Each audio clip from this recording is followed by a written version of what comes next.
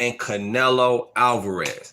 Now, what do y'all believe is going to happen? Do you believe Canelo Alvarez is going to get knocked out by Terence Crawford, or do you believe Terence Crawford is going to get knocked out by, you know what I'm saying, Canelo, or will Terence Crawford knock out Canelo? So to keep it brief, I just want to hear educated boxing fans. That's what I'm here for. Everybody got their own platform for their own thing, but I'm here talking to you all, asking you all, the educated boxing fan, somebody that's been watching the sport, and even the uneducated, the casual fan. You know, what do you see in Terence Crawford's style where he could get the knockout, where he could get the miraculous big win and get him where I think it's going to be a TKO? You know what I'm saying? If he was to get the knockout, it's not going to be a total knockout where you hit him with one shot and knock him out. If he do that, he's forever a legend in the next 50 years.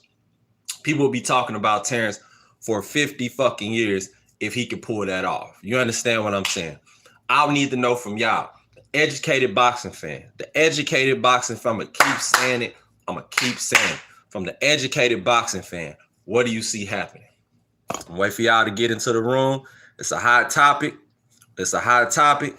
I'm waiting for all y'all to file on in. File in, file in. Let's go.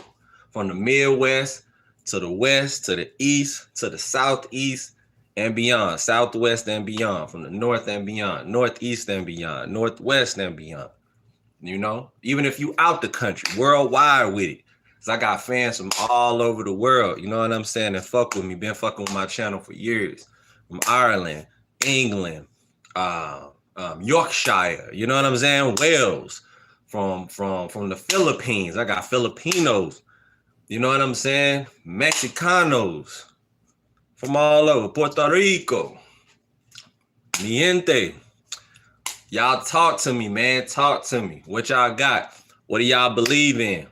You gotta believe in something. So what y'all believe in? What y'all see? Believe what you can't see.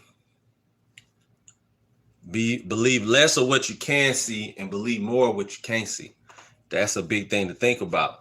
Y'all say, oh man, Terence ain't strong enough, man. He just ain't strong enough.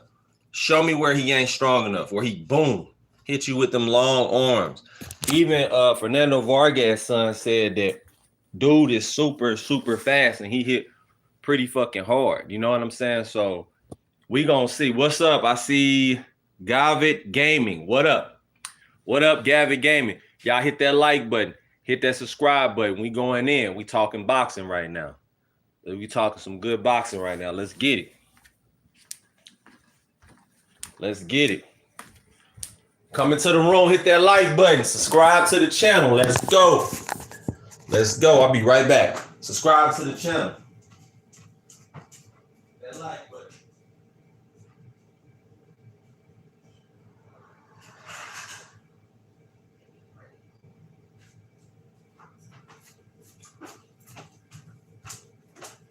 Yeah, we got a hot topic. Let's come on into the room. We here to talk box. Let's go. Let's get it. Hit that like button. Subscribe to the channel. Let's go. Let's get it. Let's go. Hit that like button and subscribe. Oh, we back. We back. I know it was fucking up. 1,000 sent by Gravel Gaming. Gravel Gaming, what up? We back. We back. I don't know what happened, but we back. I don't know what happened to the stream, but we back on deck. So if you still in the stream, come on home. Come on home. Come on with it. There we go. We back. Gravel Gaming. If you still in the chat, put a 1 in the chat. And what you mean? 1,000 sent by Gravel Gaming. You don't even know my Cash App, man. Come on now. And it would have made a ding. It would have made a sound. If you truly sent something, it would have made a sound. You know what I'm saying? I appreciate the troll though. Appreciate you trolling though. Y'all make sure y'all hit that like button. Subscribe to the channel. We here to talk some boxing. Let's go. We here to talk boxing. Come into it. Hey, engage. Make sure you keeping it on topic. Talking about the topic at hand. Don't be talking about nothing else but the topic. There is something on your head. What's on my head? Yeah, my hair. Duh. Yeah, hair. Don't be weird. You be weird, I'm gonna get your ass up out of here. So understand what I'm trying to tell you. If you on some dumb shit, your ass gonna get the fuck up out of here real quick. We here to talk boxing. So if you here to troll, you had a bad day, your girl broke up with you with some bullshit like that, you take that up with your therapist. You take that up with your mama. You take that up with your granny. You take that up with your homeboy. Don't come over here talking dumb shit. Don't come over here talking no dumb shit. In Reveal Gaming, nah, bro, you don't even know my Cash App. You tripping, bro. My Cash App, $ and fresh. $ and fresh. ANTPHRESSH. If you didn't send it to there, you trolling, bro. You trolling. Postponing. Okay. Now, let's talk about Terence Crawford. Will Terence Crawford hit Canelo Alvarez with a shot he don't see coming? That's the key. If he hit him with a shot he don't see coming, that's the key to getting the knockout. That's what y'all don't understand about a knockout. It's timing. His trainer, Bomac, said they're looking to time Canelo Alvarez. So he may start off like he always does, you know what I'm saying, in the orthodox stance. And then he may see something, hit that like button, hit that subscribe. He may see something and then want to go real fast with his hand speed, boom, boom, boom, start catching them with shots early. But then he might take the slow route for 3 rounds, and then round 4, that's when Terence start to pick things up. Round 5, pick things up. Because Canelo starts to slow down in later rounds. Bro, you don't even know my shit. What are you talking about? Motherfuckers really don't understand. Canelo is a monster. Canelo is proven. Canelo has a track record. I'm going to always give Canelo his flowers. I've been watching dudes since 2009, before a lot of y'all was even watching boxing, bro. I know what Canelo can do, bro. Canelo is a superstar. Canelo been a superstar for damn near 15 years. He's fought over 20 world champions. If he keep fighting, he might surpass Mayweather in how many champions he's fought. But I don't believe he's fought them consistently like Floyd. Floyd has fought former or current world champions consistently for over 20 years. I think that's going to be super hard to beat. That's going to be super hard to beat. Let me see what Reveal Game is sent. Bro, you don't know you about to get booted. You about to get booted. Bro, it ain't showing up. You tripping. Reveal Gaming, my Cash App and fresh, $ and fresh. If you don't send it there, then you tripping. Yeah, let me get you up out of here. You trolling, bro. Don't troll here. You trolling. Let me get your ass up out of here, bro. Let me get you up out of here. All right, so like I was saying before, let me get you out of there for trolling. Matter of fact, let me do this. Let me get you up out of there. What's up, Madison? But Madison, I might have to put you in a little, you know what I'm saying, a little 5-minute, because you ain't staying on topic. Y'all got to stay on topic. We talking boxing. We talking Canelo, Terence Crawford. Crawford is levels above boxing-wise. Canelo just can't walk forward on. I've been trying to tell people that, bro, Crawford been fighting people bigger than him for years, not a couple years, for a year. He loves this shit. Bro, y'all tripping off his last fight with Madrimov. Madrimov is awkward. He has an Eastern European style that's quirky. It's awkward. It's quirky. It's awkward. It's quirky. It's awkward. Hit that like button. We got people in here, but y'all ain't hitting the like button. What you doing, bro? You coming in here, 3 things. Engage in the comment section with intelligence, not trolling. 2, hit the like button. 3, subscribe to the channel. It's that simple. It's not hard. It's not rocket science. So, like I was saying, Terence Crawford and old dude right here making a lot of sense. Fact notification said Crawford is levels above boxing wise, and he is. Crawford understands timing, ring generalship, distance. He controls distance, and Canelo controls distance very well too. B wasn't lying in the chat when he said that Canelo is really him. He really is him, but he ain't had nobody on his level for such a long time. That's what y'all not understanding. It's been such a long time since he had somebody on his level. Crawford's on that elite level. He don't just talk, bro. He really about that. You're going to have to kill him. You're going to have to knock him the fuck out to get him off of you if he's motivated. You don't even make sense, motherfucker. You don't even know. Bro, tell me how I don't make sense. When I'm telling you Crawford is a ring general, he understands distance, he understands control, he understands how to jab correctly. He understands how to whip his shots. You understand what I'm saying? He don't just do this. He's boom and he's punching down and over his opponent's guard. Your guard's here. And Canelo's going to have a high guard. He's not going to have his hands right here. I don't think he's just going to do this unless he's on the ropes. But even then, he's going to keep his hands up. Crawford will come down. He will do what Eastern Europeans do and punch down into you. He did it with Earl Spence. What make you think he won't do it with Canelo? He ain't gonna get no knockout like a straight, him falling over. But it can be a TKO if Canelo just puts his hands up like he does. And let's say his reflexes are off that night for whatever reason. And then he gets hurt or gets knocked the fuck out by TKO, meaning like you just accumulation of punches. You feel what I'm saying? That can happen. That's possible.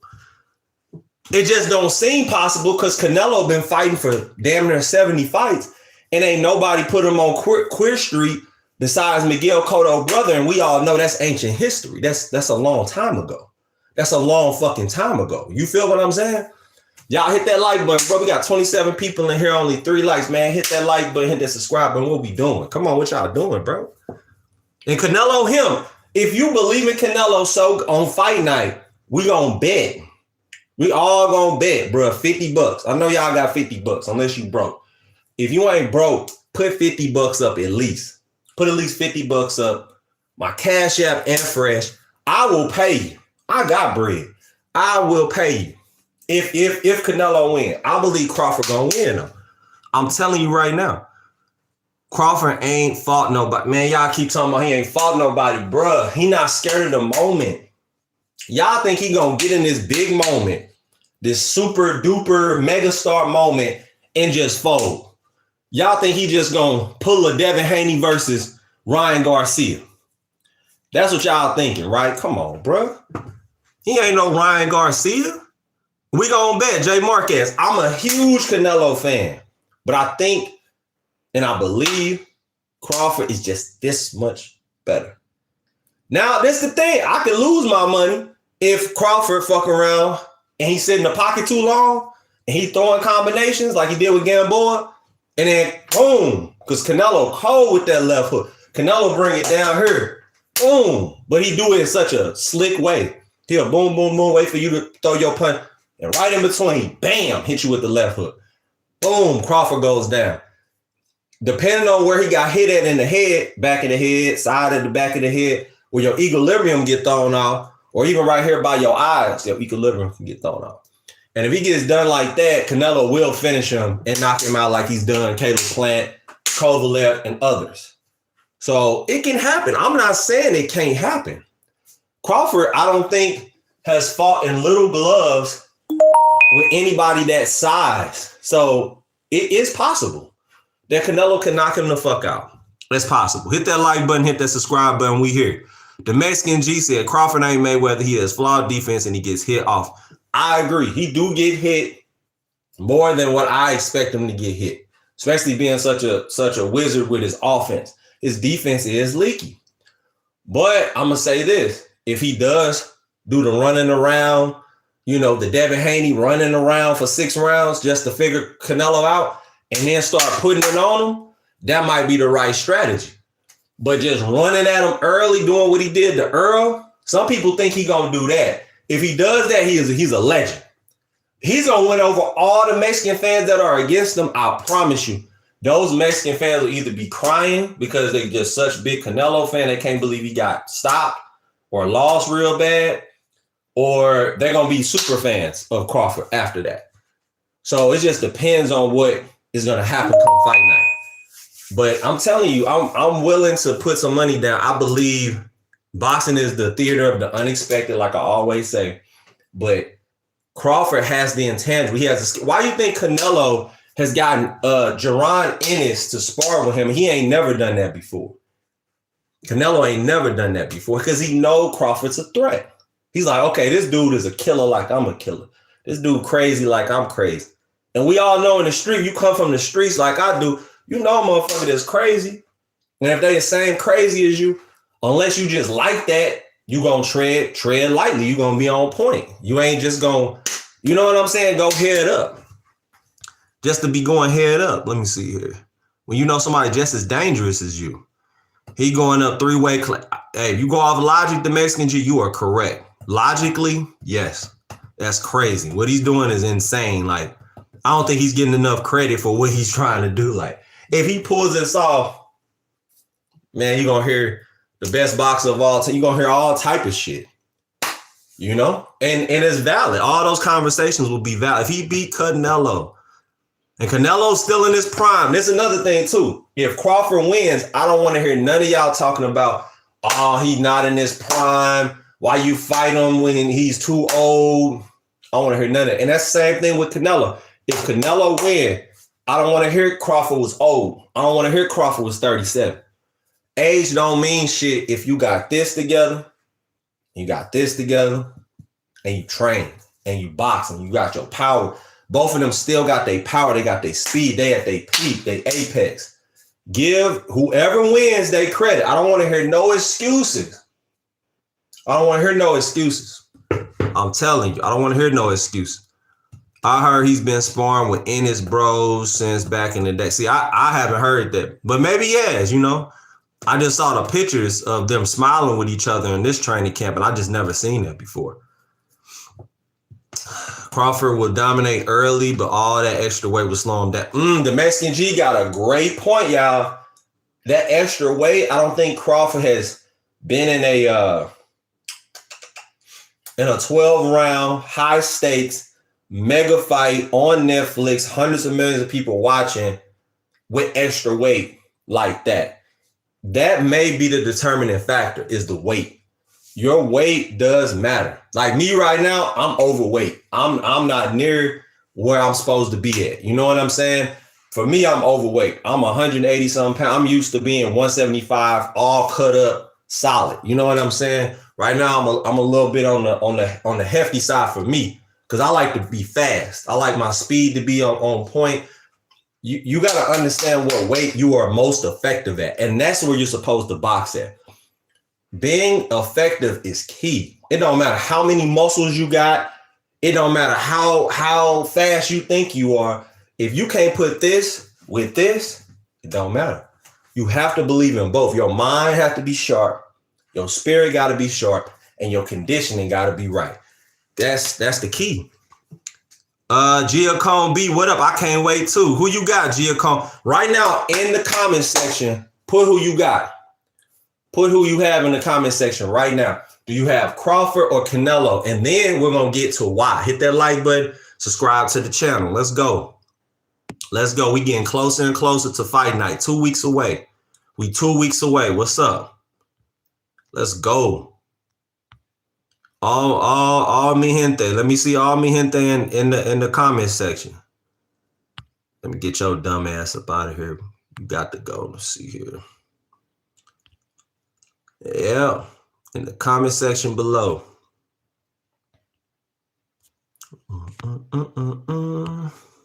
But like I was saying, I believe that Canelo Alvarez has the skills to pay the bills. He has a skill. Canelo can do the Mayweather style. He's done it on the ropes, picking off Beevil's shots, slipping and rolling and slipping. So what made me think he can't do that with Crawford? Crawford not that much faster than Beevil, especially putting on more weight. So if Canelo's smart, he should play the back. Kind of sit back. Don't try to walk him down. Sit back. Let Crawford get over jealous. You know what I'm saying? Over anxious and want to attack. You know what I'm saying? Because he want to win so bad. And let Crawford lead and make the mistakes. Because it might be in his favor to sit back, find out what kind of speed Crawford got, download the data, because that's what boxing's about when you're at the elite level, playing high-level chess. Canelo picking off the shots. He said, oh, okay, he like to throw that twice. Boom! Right hand, Crawford on the floor. Or wobbly legs. And you know what's going to happen after that? Canelo going for the 2, 3 combination. 2, 3, back on the jab. Boom. thunderous jab, working him, hitting him to the body. Boom. And you know, Canelo hits you with a feint, boom, and then left uppercut. Beautiful. Crawford got to watch out for that. That feint, left uppercut combination is beautiful. That's something that I don't think Crawford is ready for, you know? We're going to see. Hey, if you right, the Mexican G, if you are correct, man, we're going to have to do something, man. If you right about your prediction, are you going to bet on the fight, the Mexican G? Let me know. Carnell, you going to bet on the fight? Let me know. But I think maybe Crawford might wobble Canelo. Man, I think this is the first time we're going to see Canelo get either wobble or even possibly knocked down. I'm telling you, bro, everybody he been sparring been saying the same shit. They say Crawford is on a different level this fight. Crawford's dropping sparring partners, well-known dudes that y'all know in the boxing game that ain't never been dropped. He's dropping people. He's hurting people. They say he's stopping his sparring partner. You ain't even supposed to be doing that. But when you got that Edwin Valero spirit, you feel like a demon. You on demon time, man. People got to get out your way. You know what I'm saying? We all got something that we can use as fuel, as a temper. You know what I'm saying? To get you going. And Crawford's probably using when he got shot back in the day. When he got shot in the back of his head. When you've been through some traumatic shit, you can get to some dark places. But sometimes that don't serve you too. And that could go against you. Because people will use your anger against you in fighting. That's a fact. So I'll bet you 50, the Mexican G. We're gonna have to do a virtual shake on that, man. We're gonna see. We're gonna have to get to it with that, man. I'm gonna let you know by next week if I'm gonna lock in on it. I'm gonna let for real. I'm a real one, so I'm gonna let you know. I'm gonna let you know, man. I like your wager so far, though. Let's see. Canelo must have read The Art of War. The enemy of the enemy is my friend. You got CA. What's CA? What's that? I got cash. Yeah, I got Cash App. Yep. I got Cash App. My Cash App is Fresh. Estamos diste banana. Estamos diste banana. Let me see who else is here. See who all, anybody who's watching in the comment section below, tell me who you have and why. The Mexican G already said who he has and why. Tell me who you have and why. Why are you picking Canelo and why are you picking Crawford? People who pick Canelo are more logical. I respect you because you're going off of Canelo's track record. You know, it's just like getting a job. Nobody's going to hire you if you don't have qualifications for that position. Canelo's been qualified for years at 168, 175 type of region. He's earned his bones. He's earned his stripes like being in the army. It's like playing Halo. You got people who are privates and they're privates for a reason. You got people who are gunnery sergeants and they're gunnery sergeants for a reason. You have people who are brigadiers, 5-star brigadiers. Then you have your general. You got your commanders and you got your general. You made it to a general. You make it to a 5-star general or a super sniper, you know that you really that person. You really him. You really her. If you make it to a ranger, you really a bad motherfucker. You know, rangers are some of the most dangerous people in the world. So Canelo has earned his stripes as a general in that weight division. He has clout in that weight division. He's earned all the belts. He's held all the belts. So it's logically smart to go with Canelo. That's why I don't really argue with nobody. Because I'm a big Canelo fan myself. But it's just something about that dog in Crawford. And I won $3,000. I bet so many people. I bet like 9 people. Crawford versus Spence. Everybody was picking Spence. Right now in the comment section, if you was around, if you was old enough to remember, in my comment section about Earl Spence, all my Mexican homeboys was picking Spence. Besides like 2, I had 2 Mexican homeboys that was picking Crawford. Everybody else was picking Spence. My black homeboys was picking Spence. They said, bro, he with the Dallas Cowboys. He with the football team, man. He ain't gonna lose. He got Dez Bryant behind him. He got this person behind him. He got blah, blah, blah, blah, blah. Shit that don't mean shit. And then I look up and Crawford said something to Earl like, man, don't make no excuses come fight night, man. This my time. I've been waiting on this moment. And when he got in there, that first punch, he meant that shit. Go back and watch Crawford. I mean, he put his whole shoulder behind that bit. I said, oh shit. As soon as I saw that, that was the most hype I've been for a fight since Pacquiao Marquez 4. And y'all know the excitement behind Pacquiao Marquez 4. It was like that. It was electric. It was electric that night, man. That was an amazing night. Hopefully, I pray we get the same type of excitement, no matter if it go Crawford way or Canelo. As a boxing supporter, as a boxer myself, professional boxer myself, and just a person that loves the sport, you want to see an electric atmosphere. Like when you were a kid and you watched The Rock versus Stone Cold, you know what I'm saying? At Royal Rumble or at SummerSlam, or saying The Undertaker versus Mankind, you know, in the Hell in a Cell match. You had that electricity. That's what's missing in boxing. Electricity. You got to have your electric moments, man. Stuff that you've been waiting on. He was losing when he wasn't, though, until the corner told him, no. Fact of notification. Terence Crawford was beating the fuck out of Earl the whole fight. What are you talking about? Like, go back and watch that fight. What you talking about right now? Like, what is you talking about right now? And look, the Mexican G said he was one of the Mexicans that had Earl. Now, I'm going to ask you this. The Mexican G, be honest. Be honest, the Mexican G. Be honest. Why did you have Earl? What was the appeal behind Earl?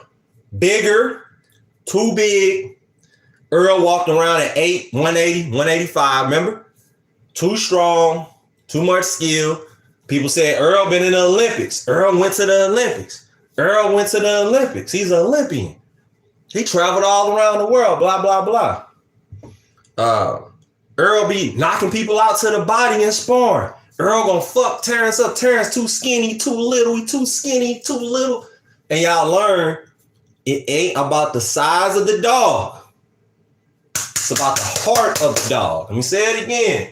I grew up around a lot of Mexicans, a lot of Colombians. A lot of Colombians are this tall. A lot of Mexicans are this tall. They 5'7", 5. And them niggas, them homies be having the most heart out of everybody. They the most, let me say it again, little Mexican dudes be this small, and the Colombians I grew up with this small. But they're 10 feet tall and heart, big cortisone. Hit that like button, hit that subscribe button, man. They will fuck you up. If you fight them and they come from a you know, El Barrio, they gonna square up with you, bro. They like to squabble. They gonna squabble, they gonna get to it with you, bro. And there's some Mexicans that will fuck you up and won't get tired, bro. They won't get tired. They will keep fighting. Even if they bloody, nose bleeding, shit fucked up, they ain't running home. They gonna keep fighting you, bro. Do y'all understand what I'm telling you, bro? So it's not about your height. And it's not about muscles. That shit don't mean nothing. What happens when you get hit?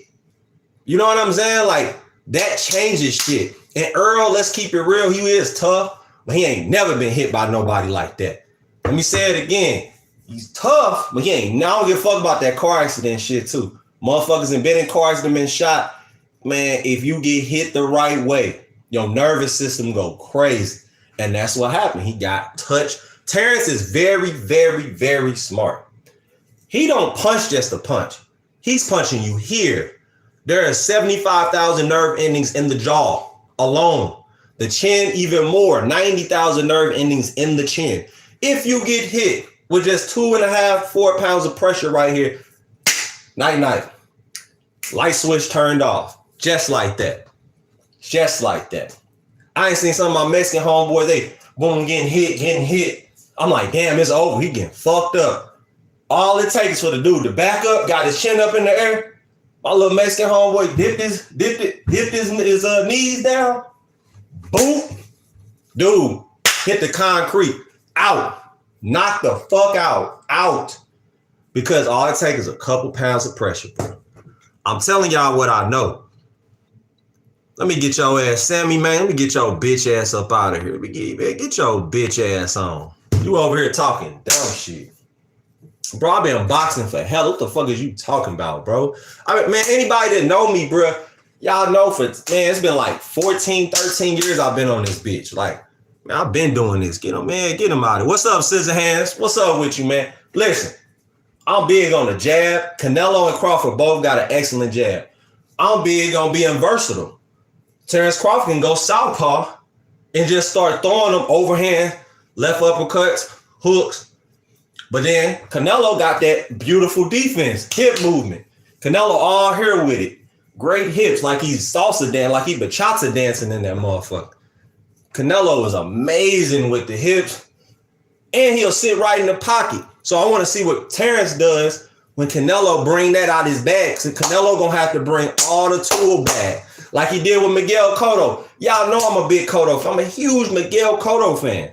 But he did Cotto dirty that night. Bro, he was counterpunch, sitting in the pocket, boom. Right hand, sitting in the pocket, boom, boom, going to the body. Boom, jab, boom, boom. Canelo was putting them together and sitting right in front of him. Wasn't running at all. Most people would be backing up against Cotto. Man, Cotto was trying his best, sitting in the pocket, throwing shots. Every time Cotto tried to throw an uppercut, Canelo, boom, hitting him with uppercuts himself. Just faster, more twitchy.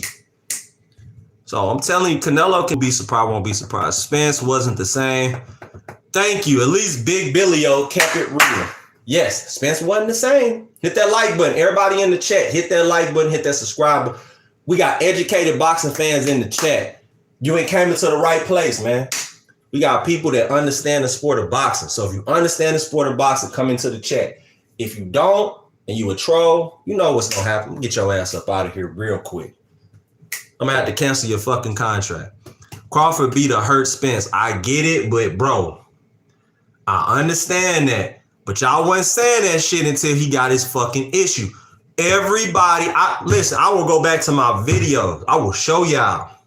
Y'all was tearing me up in the comment section. Y'all was tearing me up every live I made saying I'm crazy. Saying I'm gonna lose all my money. I won $3,000 that night from betting online and betting numerous people. Come on, bro. Salt Poppy versus Ferguson. I got Salt Poppy, my guy. I got Salt Poppy. Let me see. Crawford is losing. Johnny Hill. That's fine. You believe that? Tell me why Crawford is losing. Why will Crawford lose this fight? Tell me in the comment section below why. That's what I want to know. Let me see what else y'all got. Let me see. Yeah, there's warriors in any race, Big Billy-O. What are you, Big Billy-O? Who are you?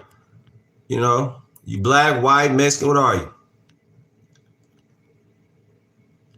Take y'all upstairs, man. We gonna talk some boxing today, boy.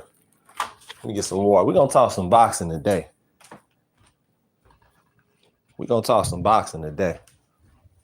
Because like I said, boxing, man, is really, really about having the mindset that you won't lose. No matter what you go through, you get hit with something hard. You get hit with something that rock you. And you just have that, I'm not giving up. I'm going to keep going. I'm going to keep putting my hands together and go through the storm. You feel what I'm saying? So I want to know from you all, how do y'all see the fight going? From round 1 to round 6. What does the fight look like from round 1 to round 6? Make sure y'all hit that subscribe button. All the new people just came into the chat. I need y'all to hit the like button right now and hit that subscribe button.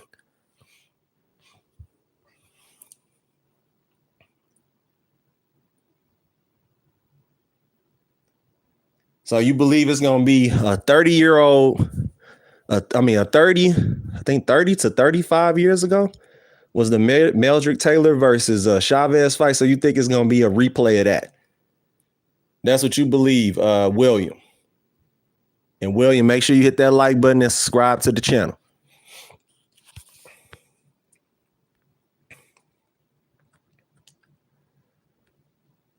Johnny Hill says no. Okay. And there's no running. Okay. No, I don't think Terence gonna do a whole lot of running, y'all. I think Terence Crawford is more about, I think he's going to use his jab a lot. I think he's going to jab way more than we give him credit for. Because if he don't and Canelo sets up his jab and his distance, it's going to be a fuck over. I believe that Canelo's power in both his jab and his combinations will do a lot of damage to Crawford. And I believe his eyes will close up, his mouth to be busted, you know? Crawford's going to have to be on point. We know with Canelo's power, man, there was a reason why William Skull was running. Because I don't usually even use that term. I'm a pure boxing aficionado. Like, I understand boxing. So to see what William Skull was doing, the Cuban, just moving around, throwing 2 or 3 shots, that ain't boxing. I mean, it's a form, but nobody want to see that shit, and it's not that effective. It's just not that effective. You can't run in boxing ring.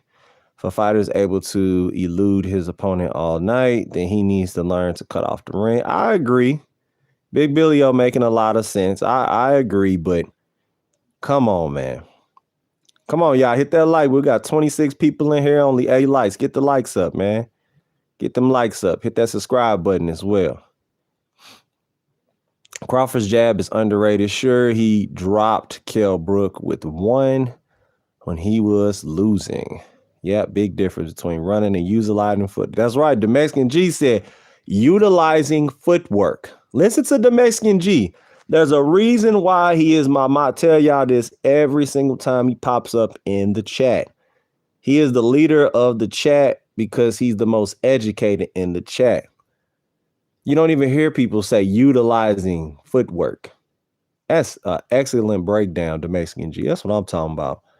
Big Billy O said, I don't enjoy that style. If I don't either, it's not pleasing to the cerebellum. It's not pleasing to the prefrontal cortex, which is the front of the brain. You know what I'm saying? Where the front of the cranium is at. It doesn't compute well in my brain. I don't like watching it. I don't get no dopamine hits out of seeing somebody move around, run around. I don't like that shit. Now, if you're using a good jab and combinations, doing a fun but very dangerous Miguel Cotto style or Felix Verdejo type of style where you're moving and boxing and throwing your hands and you throwing power shots on the back foot, oh yeah, that's some beautiful boxing right there. I'm telling you, it don't get no better than that 2008, July 26th, hot, humid Puerto Rican night, Mexican night, Mexico versus Puerto Rico, Miguel Cotto versus Antonio Margarito, the first fight. The boxing skill, the confidence, the pure essence of what Miguel Cotto was doing was brilliant. It was pugilance, pure excellence what he was doing to Margarito. But he got tired once that plaster of Paris started to harden and you start getting hit with them big shots in that humid night in New York City. He got fucked up. You know, that's me keeping it real and being mature about the situation. That plaster of Paris was breaking on the fuck down. Them uppercuts to the body and the head that Margarito was throwing was powerful. And man, it was crazy. It's like Margarito got stronger as the fight went on after round 6. Because Miguel Cotto had like pretty much won 5 out of the 6 rounds in that fight. So some humans hit too hard. So you got to master hitting and not getting hit. I agree, Big Billy O. And Canelo's one of them dudes that hit way too fucking hard. You need to box when you box Canelo. I don't believe Crawford's just going to walk in there and do the Earl spin. A lot of y'all who are crazy Crawford fans think that that's going to happen because of what happened with Earl. I'm telling you, Terence is going to be smart. He's going to use his brain. He's not going to be crazy. And somebody said Chavez Whitaker all over again. Williams said it could be. It could be. And Whitaker was excellent. People don't even talk about, they don't talk enough about Pernell Whitaker, the Virginia legend, you know what I'm saying, the DMV legend. One of the best boxers of all time. Pure skills. Excellent footwork, excellent head movement. He was phenomenal. Phenomenal. And he beat Chavez. Even though there was a draw, he still beat him. I mean, if you go back and watch that fight and look at the highlights, Man, Whitaker was making Chavez miss all night and making him pay. He was hitting him with some good counter punches. So if Terence Bud Crawford is going to win, it's going to have to be a lot of counter punches. The TBC, the finisher will prevail. What does that mean, Quai? QUI. What do you mean by that? What you mean by the finisher will prevail? Y'all get them likes up, man. Get them likes up. We here talking Crawford, Canelo, and will Crawford pull off the unthinkable, the unbelievable? And if you truly believe that, put your money where your mouth is, man. If you believe Crawford is going to knock out Canelo, put your money where your mouth is. You know? That's all people saying. Exactly. Beat the shit out of Chavez. It's more of the skill. Chavez had never fought nobody that had that high level of skill and confidence at that time. That's really what that was. TBC will win. I didn't say knockout. Okay. Respect. Do you think Crawford's going to have to do a lot of holding? I want to hear from the Mexican G and other fans in the chat. I want to see, what do y'all believe it's going to look like? Is we going to see a whole lot of holding? Do you think that Canelo's going to get rocked for the first time and equilibrium going to get thrown off and he get dropped? What do y'all believe is going to happen? You know? Y'all make sure y'all hit that like button, hit that subscribe button. You know, I can't stress that enough. It boosts the algorithm. It gets more everybody involved. I want everybody to get involved with this one. I want everybody to get involved. 8-4 Canelo, Andrew Beltran. Okay, that's an excellent scorecard. Now, how is Canelo going to go about doing that? Andrew Beltran. What the first 6 rounds look like, Andrew? Mr. Beltran, what does the first 6 rounds look like for Canelo versus Crawford? Will Crawford go dead even with him in a 3-3 stretch going into the 7th round with the jab working for Canelo, and he's starting to find Bud's timing and distance, and he's starting to catch him with a lot of body shots? Because I believe if Canelo's going to win, if he's going to be successful, it's going to be body shots. A lot of y'all not even mentioning that and how great of a body puncher Canelo is. He's a body snatcher. If he's motivated enough and he's the old Canelo that I remember, oh yeah, he's going to go to the body often and early if he's smart. Dude, oof, oof, oof. You know how Canelo make all them sounds and shit. Oh, oof. And throwing them left hooks to the body. Just remember the Lara fight. He went to the body a lot in the Lara fight too. He didn't throw enough. You know, it was a very, very close fight because Canelo just wasn't. He didn't want to chase him. He's like, I ain't chasing this motherfucker. I hate chasing people. I don't want to chase you. I want you to stand and fucking fight. Stop being a chicken, a pollo. The Mexican G said, I think Crawford will stick and move and have success early with that style.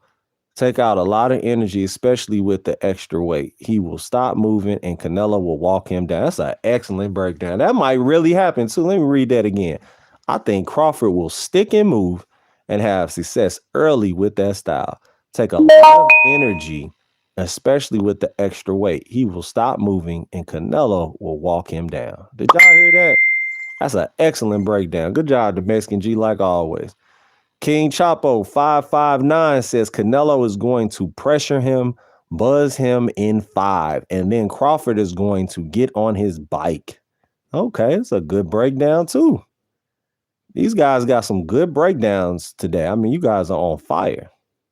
Muy fuego, man. If Crawford tries to hold, he will lose. Okay. I think he is going to have to hold in this fight. I unless he come out like a bat out of hell like he did with Earl and he's just hitting him with so many hard shots and just fucking him up like that, I don't see how he can't. He's going to have to throw that way. You know what I'm saying? He's going to have to throw and hold. I think he's going to have to pull an Andre Ward-esque performance, if I'm thinking logically, because we still have to mention how he has to pace himself. I don't believe Crawford is on no drug, and I don't believe Crawford is going to just have this crazy energy where he's throwing 100 punches around. But then there are some people who believe in this theory. Let me give y'all a plot twist. Come on, y'all, plot twist time. give y'all a plot twist. Some people believe this theory that Crawford is going to be able to throw 70 and 80 punches around, maybe even 90 punches around, and be motivated because people keep doubting him. And some people believe that Crawford is going to TKO Canelo by round 8, 9, or 10 because Crawford is training that way. They say he's going 80% in sparring, hurting some of your favorite fighters in both lower and higher weight classes at 175 all the way down to about 140, 147. He sparred Shakur Stevenson. Shakur Stevenson said this is the sharpest he's ever seen him. Now, that's a very biased response because Shakur Stevenson looks up to Crawford and calls him big bro. He's like a dad figure to him. So we're going to take that with a grain of salt. But Shakur Stevenson is very, very good and excellent talent. So I believe that what he's saying has some validity to it. But even Fernando Vargas' son, Fernando Vargas Jr. sparred Crawford, and he didn't think much of him at first. Then when he sparred him, he said, I see why nobody can beat him. Crawford is 2 and 3 steps ahead of you, is what Fernando Vargas Jr. said with, I forgot the interview he was getting interviewed by, but I heard him say it today. Early this morning, he said that I'm telling you, to Gabe Rosado. He told Gabe Rosado, I'm telling you, Crawford, I was picking Canelo 100%, but I got in the ring. See, it's a different experience when you get in there with him because you look at him and go, Crawford's skinny. He can't do shit. He's skinny. He's a small guy. He has small bones. But some people, I'm telling you, they looks don't mean shit. They be strong as shit. And Vargas thought he could bully him, and he couldn't bully him. He said he was too strong. He was pushing me back against the ropes. And Vargas said he was like 175 pounds at that time. So, man, Crawford's going to be stronger than what we give him credit. I just don't think he's going to be able to keep up the energy levels that he had at 147 and 140, and even 135, where he was throwing after round 6, 75, 80 punches around. Letting his hands goes in 3s, 4s, 5s, and 6s. I don't think he can do that. Come on, y'all, let's be logical. We got to be logical here. Let me read some of the chat. The chat talking about Tashunga Ross says Crawford by TKO. Canelo will get cut in the 7th. Ref will stop it in the 11th. Okay, that's a hell of a take. Crawford by TKO. So you don't believe Crawford can knock him out straight with one shot, but you believe he's going to put enough pressure on Canelo and throw enough punch. Do you know how crazy?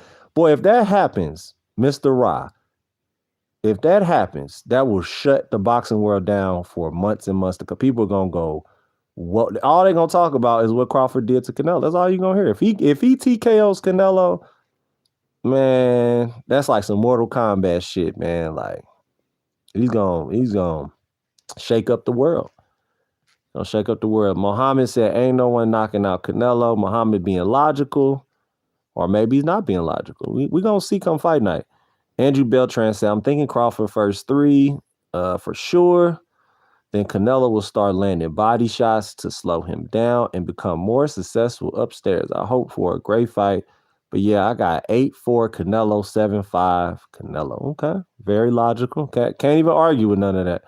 Big Billy O says, when have you ever seen Bud tired? Canelo, the one with the stamina issues. Say that again.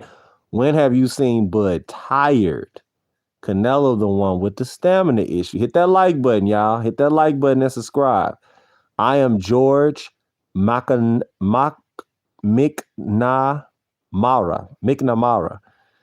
George McNamara. The fight is in 2 weeks, September 14th, I believe, or September 15th, but Mexican Independence Day, or right next to Mexican Independence Day, one or the other. I know it's Mexican Independence weekend. Grito de Dolores. Yeah. Yeah, Pride of Mexico, baby. Okay, September 13th. Big Billy O is correcting me, and he's correct. He is correct. You know what, Big Billy, I'll make you a mod, man. You've earned that. Seem like a good, solid dude. Make you a mod. Make you a mod. Here we go. Got some moderators here, man. Got some good logical, good conversationalist people who know they boxing. Mark Wellen, my fault, I missed your comment. Mark Wellen says Crawford was a wrestling champion. Don't forget about that, y'all. Y'all hit that like button for me, man. Hit that like button and subscribe to the channel. New people coming in. Mark Wellen says Crawford was a wrestling champion when he was young. That's why he is so strong. Excellent point. Excellent point. Nasir Pati, Nasir Pati says Crawford last fight showed that against great fighters, he might not let his hands go so much. It was a chess match. I see it being the same way with Canelo. A chess match. Okay. That's very interesting. George Macanara says he can't wait. I agree. Let's see here. Nasir Pati says there's gonna be a lot of counters. That's why I can't wait. I'm a big fan of counter punches, but I like aggressive counter punches. I'm gonna be honest. I like Floyd Mayweather, but I didn't like the super patient counter punching. I like it because it's a high level of boxing, and he was playing safety first. But at the same time, I like two people that are gonna put it all on the line, and I know Crawford will put it all on the line, and Canelo don't want to lose too, so he's gonna put it all on the line with his counter punching. It's gonna be beautiful. I just hope they don't get into where they're just staring at each other. You know, I want to see a catch and shoot fit. There you go, Nasir Pati. You thinking my you talking my language, man? Yeah, hold on. I mean, I'm gonna go ahead and make you a mod too, man. You seem like you understand your boxing. I'm gonna go ahead and definitely make you a mod, man. You earned that. The Mexican G said Crawford was never a wrestler. He checking you. The Mexican G did his homework. Mark Wellen, he said you're lying. He said Crawford wasn't no. You're gonna have to respond, man. He said Crawford wasn't no wrestling champion. You over here capping, big cap. The Mexican G said you cap. Mark Wellen said he spent some time in the gym, but was never a champion. The Mexican G said you gotta show me some receipts. I'm a receipt man. Don't just say anything to me. I ain't no fool. The Mexican G said I come from the streets, baby. You gonna have to show me. You can't just tell me any goddamn thing. Tell him, the Mexican G. Tell him. See, Big Billy O said it was different. It was two different Floyd Mayweather. Oh, y'all know. Listen, I was watching Floyd when people actually did like Floyd. Pretty Boy Floyd. People liked Floyd. Floyd was, fast, explosive, getting knockouts. Beat Diego Corrales down, beat Arturo Gotti down. That was yeah. He was special. Sean Bray Mitchell beat his ass down, beat Chop Corley down. I can go on. And Floyd was I don't care what y'all say. Y'all can shit on Floyd all y'all want. Floyd Mayweather was, and he's still, even if you don't put him number one, he top 5 of all time. Man, that motherfucker was cold, dog. Floyd was one of the sharpest, if not the sharpest I've ever seen. I've never seen nobody throw a pull counter, do a pull counter as consistent. Fight after fight after fight against champions. Sit right in front of your face. Juan Manuel Marquez is like my hero. It's like my idol in boxing. I was hyping that fight. I was like, everybody, I had everybody over. I said, Marquez versus Floyd. This is a crazy matchup. Oh my God. And Marquez got in there and he was doing well at first. And then it's like Floyd just went to the next level. It's like he pushed a button on the elevator and went to the top floor on Marquez.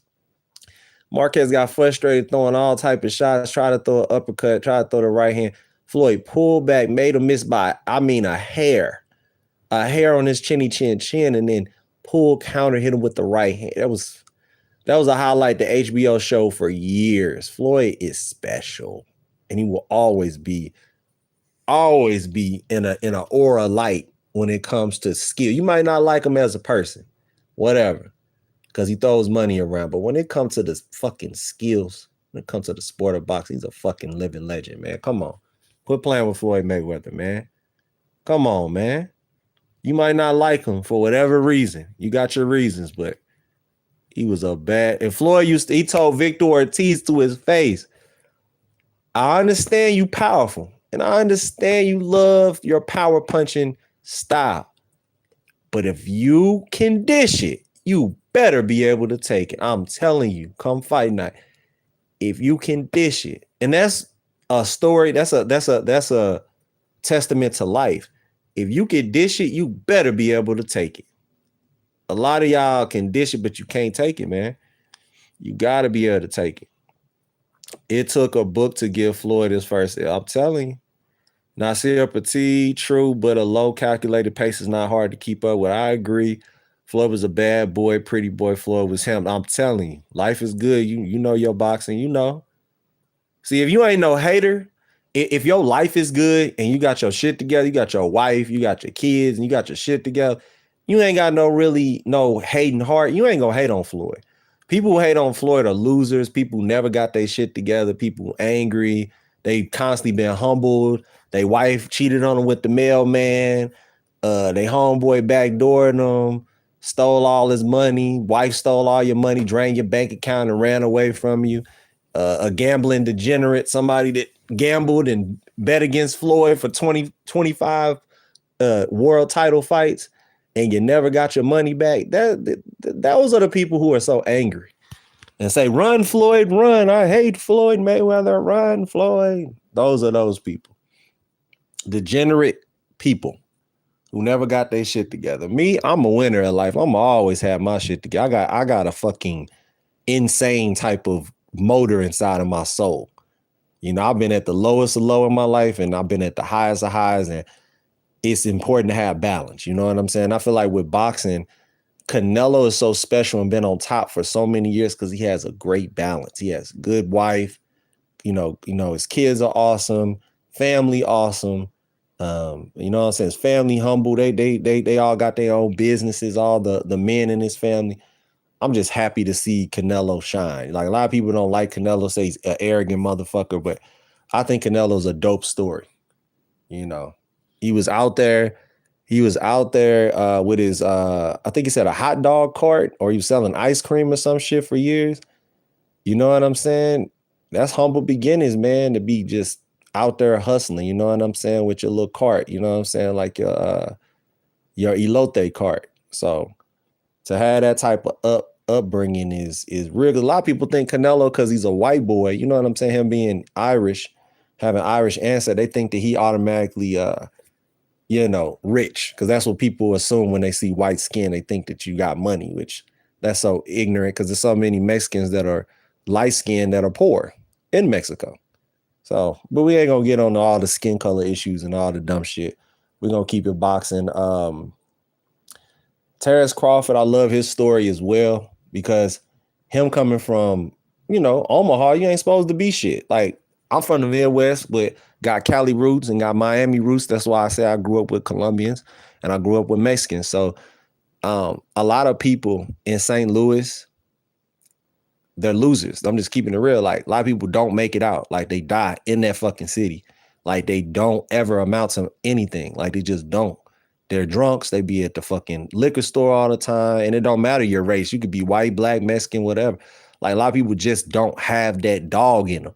But Crawford got that extra motor, that dog in him, that motivational spirit. And that's why I resonate with people who got that dog in them. You got something special, like that Nipsey Hussle in you, where you're not going to take no for an answer. You're going to fucking go for it, bro. You know what I'm saying? When you at your lowest of low, motherfuckers stole and took everything from you. You know, let's say you a big time dope dealer and you got like 25 bricks in your shit.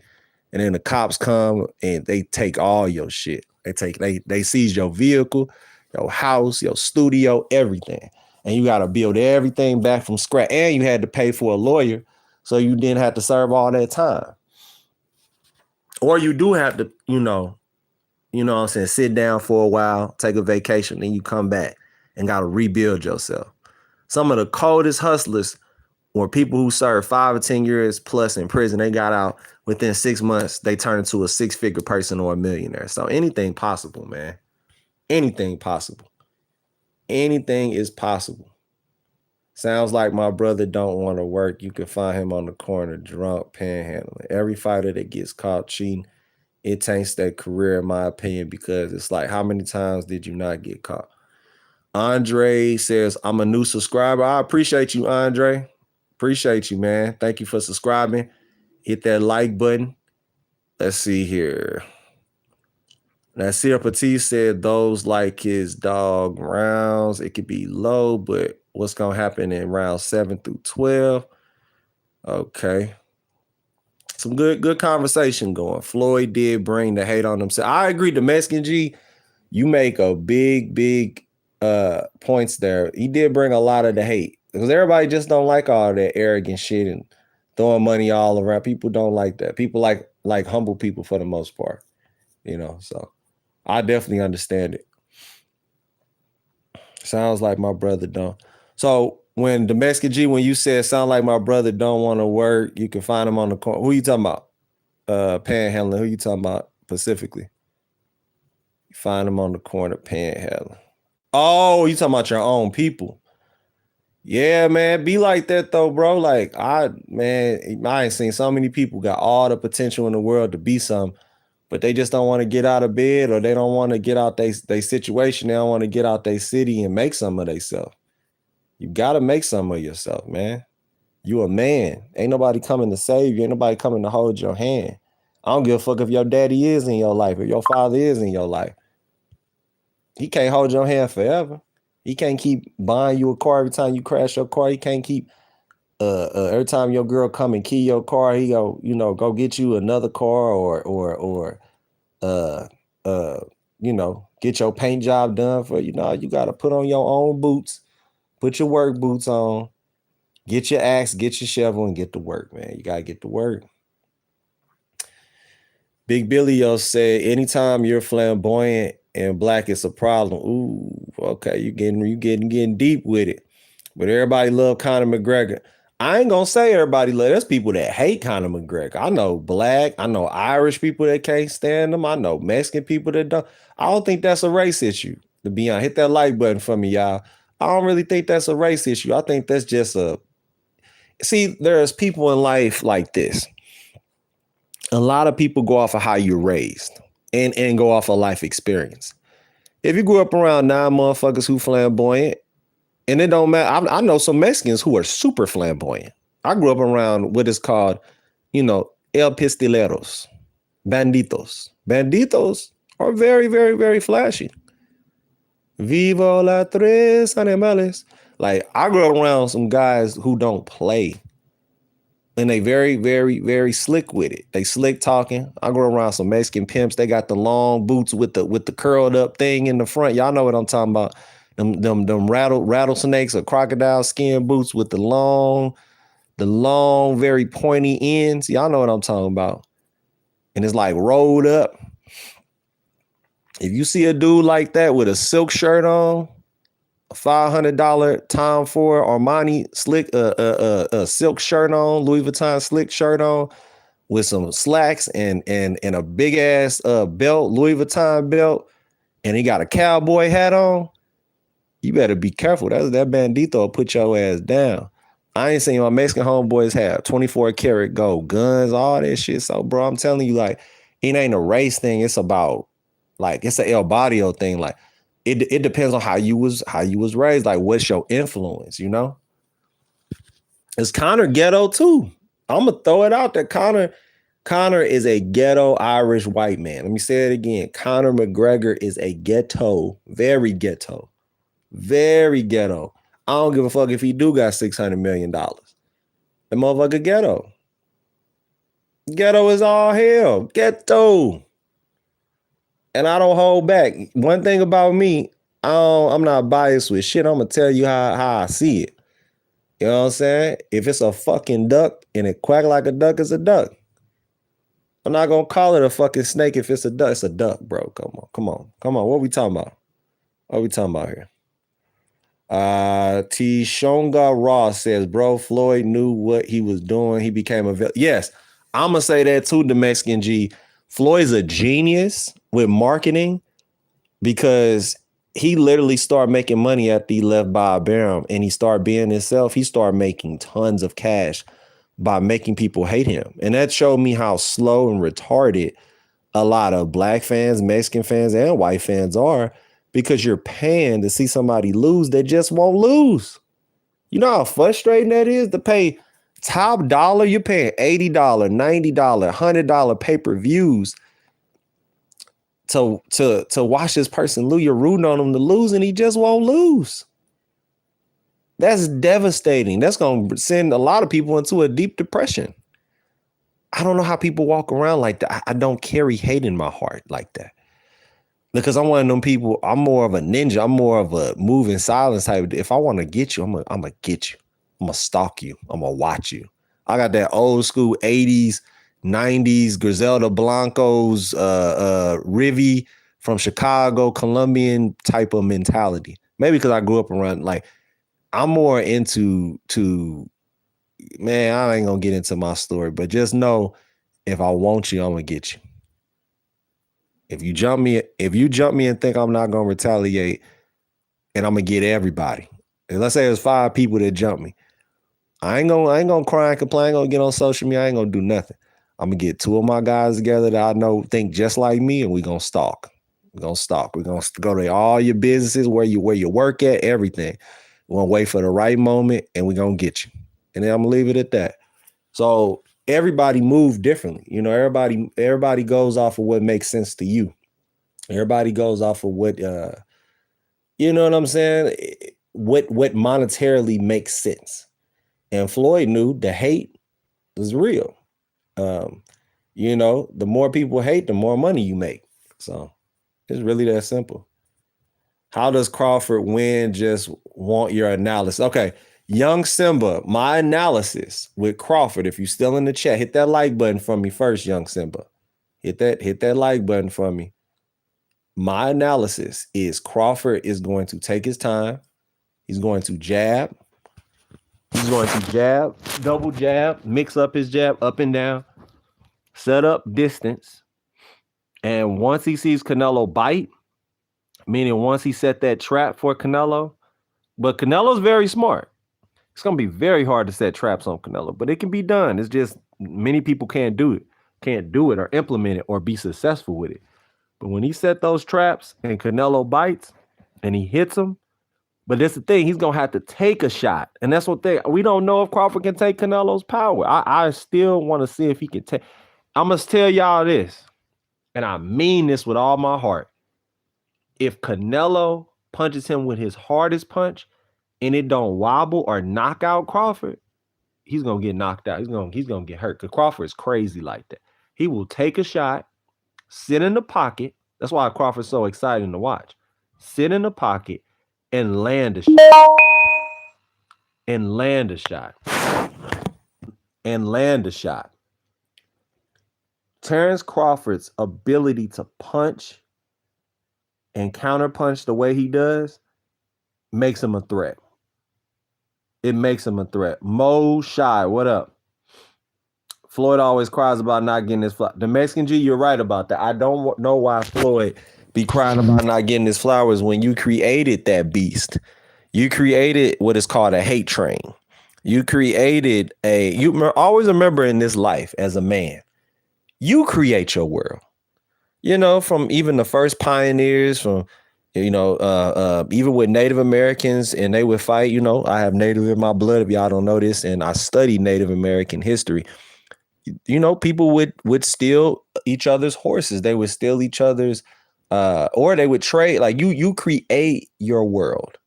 If you want a chaotic world, then you create a lot of chaos. You become a villain. You create your environment. If you want to have more of a peaceful world where everybody getting along, they trading and bartering with each other, and it's more civil, then you'll have more of a civil world. It's just all about what the fuck you want. And as a man, you could create your reality. That's what I truly believe. I don't believe in a victim mentality. I don't believe in what you can't do. I believe in what you can do. You know, if you hang around me, I'm going to check you. I'm a type of person, man, you can miss me with all that can't shit and telling me what you can't do. Cannot is not in my vocabulary. So me being an optimist the way I am, it is dangerous. Some people think that's a dangerous mindset, but I'd rather be dangerous than scared. You know what I'm saying? That's just how my mind works. You know, if you're scared, go to church. Going back to Crawford. Crawford is going to, for the first 4 rounds, take his time. He's going to jab. He's going to probe. If he sees something weak in Canelo, like let's say his hands is down and he can hit him with a shot, he's going to hit him. Crawford, that type of person, man. If he sees any loopholes, any weaknesses, he's going to go to where those weaknesses are. And Canelo don't have a whole lot of weaknesses.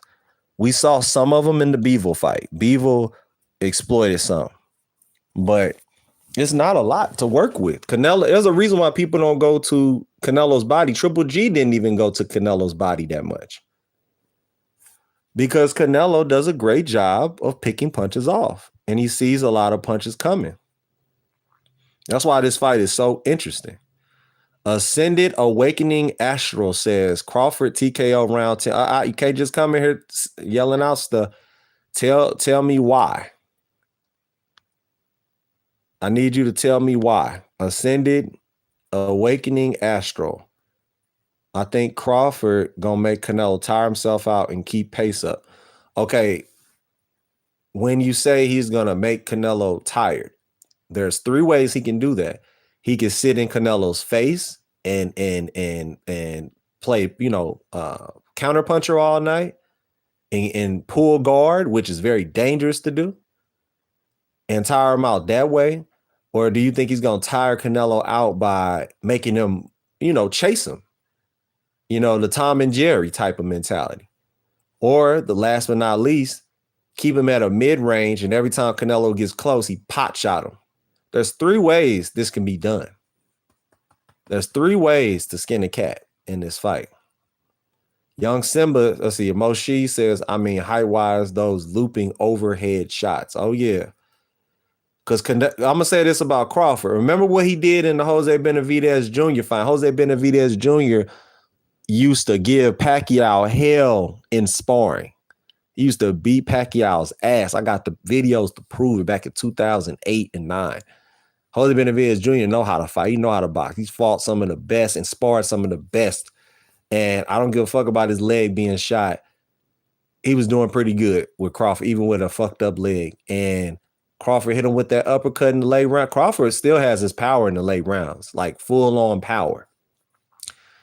And he hit him with that uppercut it was out of nowhere. That right uppercut was set up beautifully. Go back and watch that. So Crawford has an arrangement of an arsenal of skills. He's very cerebral. He can just out of, let's say Canelo throws a 4-punch combination. And Crawford will look for little holes to land either an overhand right jab, like a power jab, down jab, or to land a right uppercut in the southpaw stance. So we're going to see what Canelo gives Crawford, and then we'll see if Crawford can counterpunch. I'm going to tell you this, though. If Crawford does not land any counterpunches early, it's going to be very, very hard for him to land them late. Because people say, oh, well, he'll figure them out and then just start landing the counterpunch. It's too late then.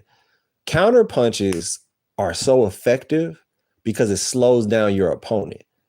Canelo, on average, throws 65 to 60 punches around. If you can get Canelo to not land and or throw half, or only throw half, so that's 30 to 35 punches, Crawford has an excellent chance to defeat Canelo and beat him soundly for 12 rounds. You don't even have to knock him out. If he could just get him to not throw enough, that right there that's amazing. But it takes sitting in front of him to do that. Counterpunching means you biting down.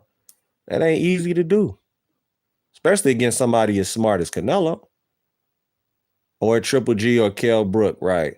I think Canelo will get knocked out, Moshi says, by smaller fighters than him, like Tank or Pac-Man. I think smaller fighters.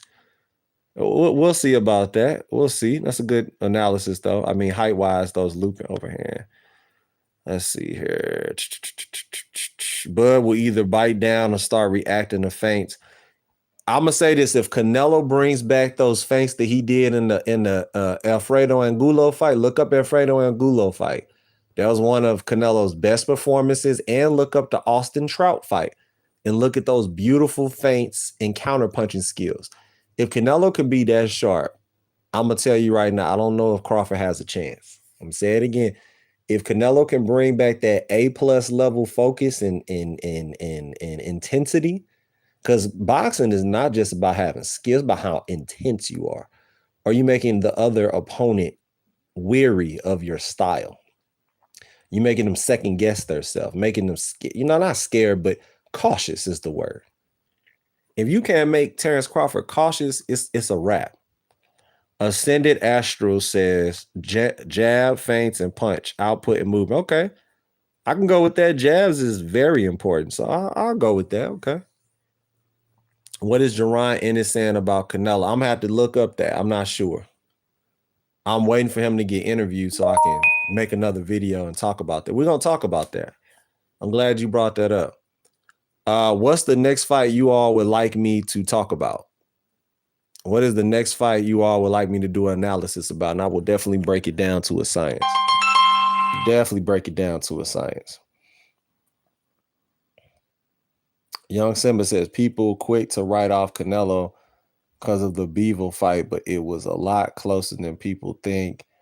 And that was Canelo with the hand injury, got surgery right after that fight. Moshi says, I think the media is doing what they can to sell the fight, but Bud is more motivated for the. All you got to do is go to the promotion that is on Bud's YouTube channel. Look up Terence Bud Crawford on YouTube and look for his channel and subscribe. He has some excellent camera crew, and it's pretty high quality. It's pretty good stuff. It's like real raw, good footage behind the scenes, and it's edited pretty well. It's pretty good. Y'all should check it out. I think he's on like episode 11 or 12 right now. Analysis for Devin and Norman. Okay, I will definitely do that. That's coming up. Probably do it sometime today, if not early in the morning tomorrow. Tashunga Raw says Tank ducking. Tank ducking. Okay. Moshi says he probably don't see Bud as a threat. Okay, Moshi.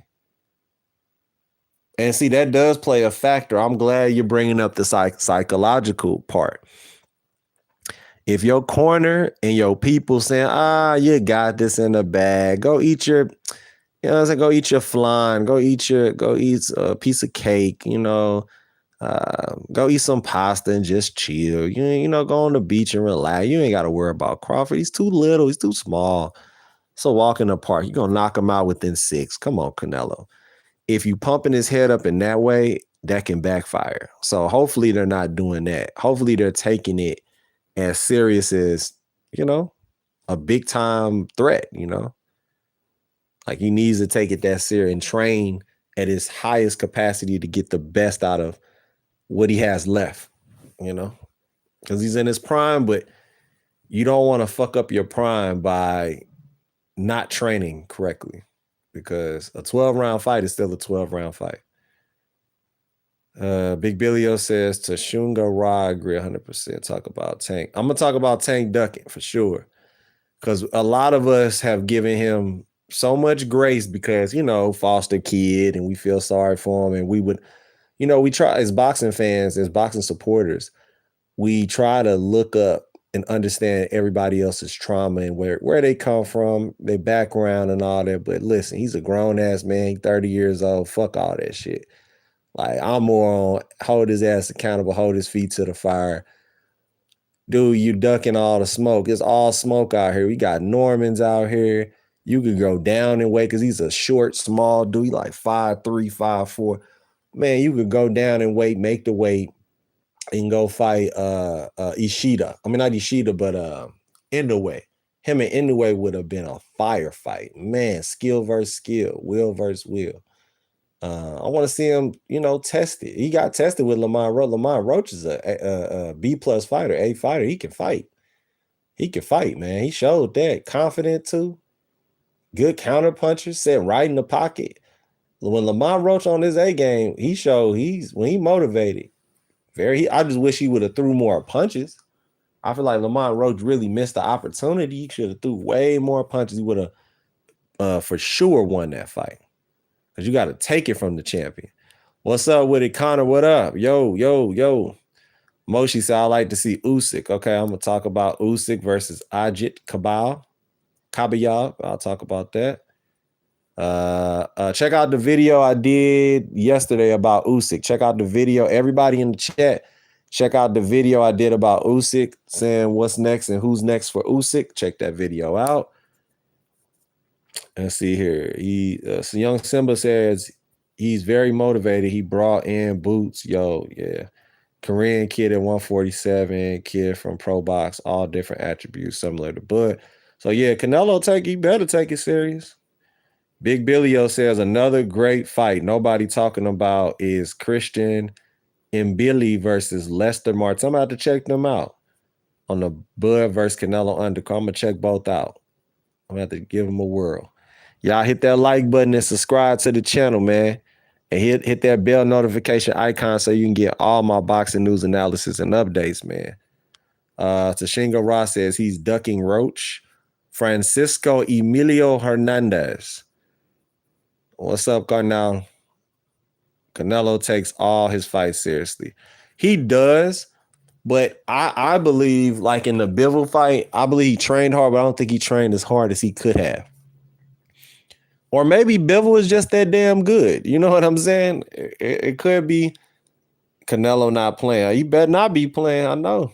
He better not. Y'all make sure y'all hit that like button, man. Subscribe.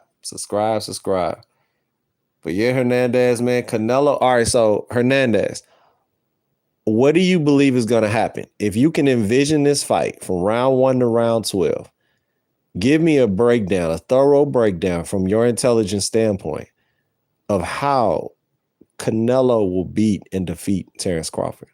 What do you see? What do you see, Mr. Fernando?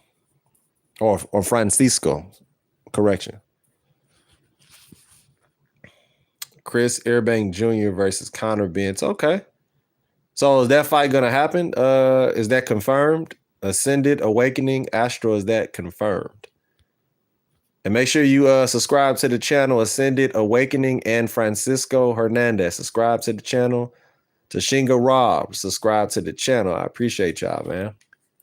Make sure y'all subscribe. But yeah, like I was saying before, Canelo is so talented. He has excellent feints. The way he feints and then goes to the body is stuff of legend, is legendary. He has just as impressive body work as Miguel Cotto, and anybody know about Miguel Cotto remembers how good his body punching was. So, especially when Miguel was at the lower weights. He had a couple knockouts in the higher weights, like 154 with Yuri Foreman, and knocked him out to the body, you know.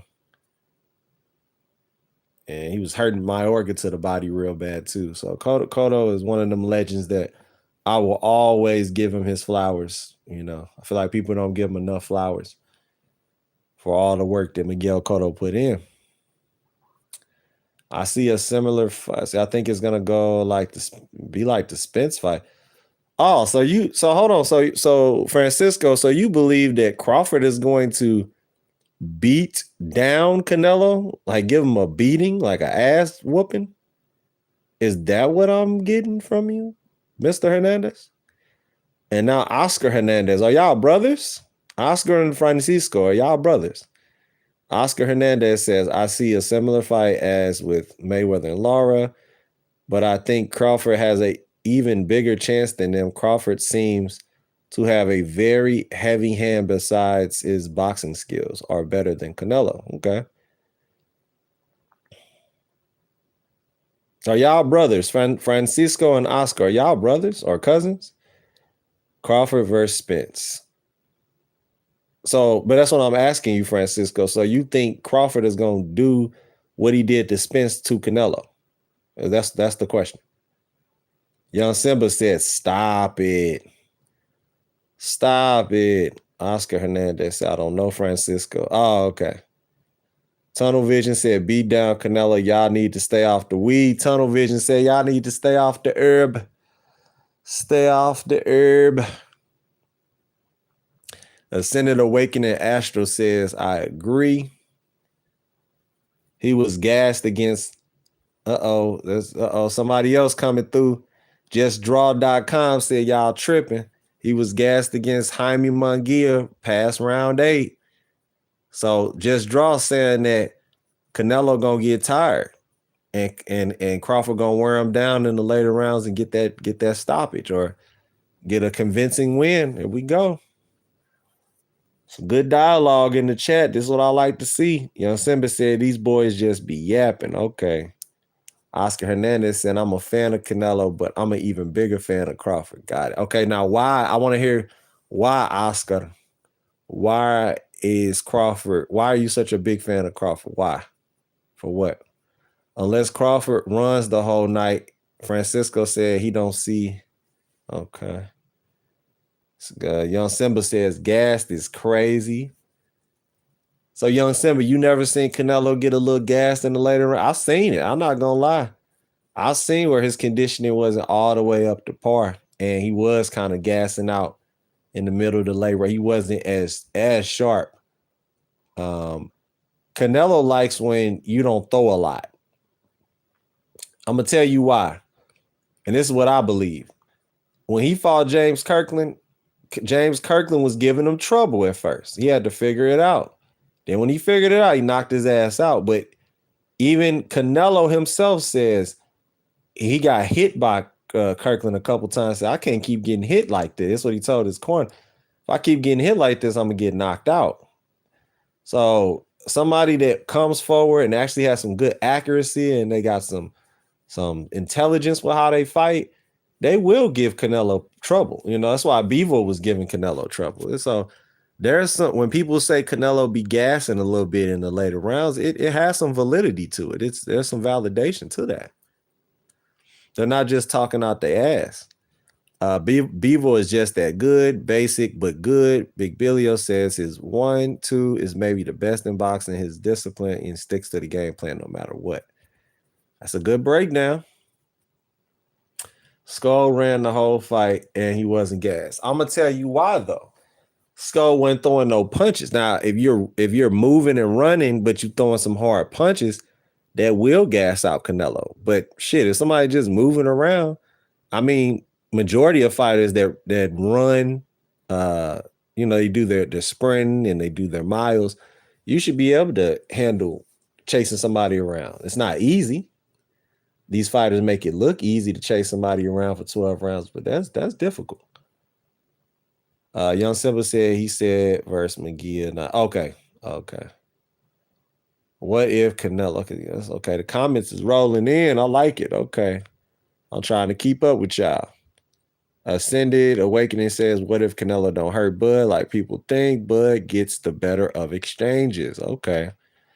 Crawford is a creeper, and he will use that once Canelo starts gassing out. See, Oscar Hernandez says, Canelo be gassing out, man. Here we go. New people in the chat, y'all hit that like button and subscribe to the channel. I need y'all to hit that like button and subscribe. Hit the likes. Hit them likes. Francisco Emilio Hernandez says, I know Canelo going to give this fight his best. Okay. So Francisco said he gonna put some money behind it. He said he believe in Canelo, goddamn it. He said, I believe in Canelo. Said Crawford is really good. But if Canelo whoops him, everyone gonna stop. I agree. If Canelo beats Crawford's ass and stuff, there's nothing nobody can say no more about Canelo. Canelo is really him. He's really, really him if he does that. He's really, if he give Crawford his first loss, he's that guy. I don't give a fuck about no weight. I know it matters, but man, your heart is everything. Appreciate that, Big Billio, so I ain't got to keep wasting my breath.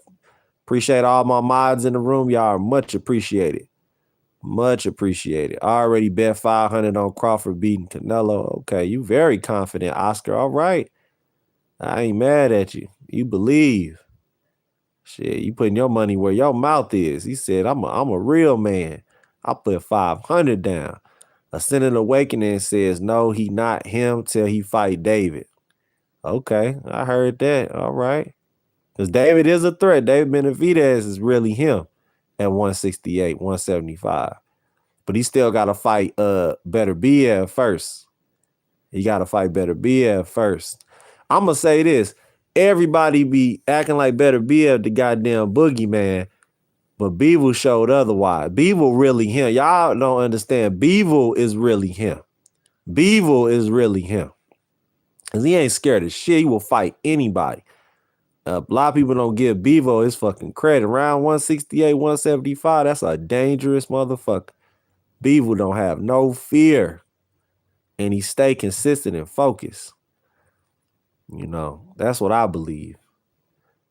Crawford needs to get, justdraw.com said Crawford needs to get Canelo. Get Canelo to throw so he doesn't save his energy till the later round. That's true. That's a great point. By justdraw.com. Teddy McCann says, how can people question Canelo at all? Man, fought everyone. Man, talk to him, Teddy. Hit that like button and subscribe to the channel, Teddy. Teddy McCann talking some real good stuff.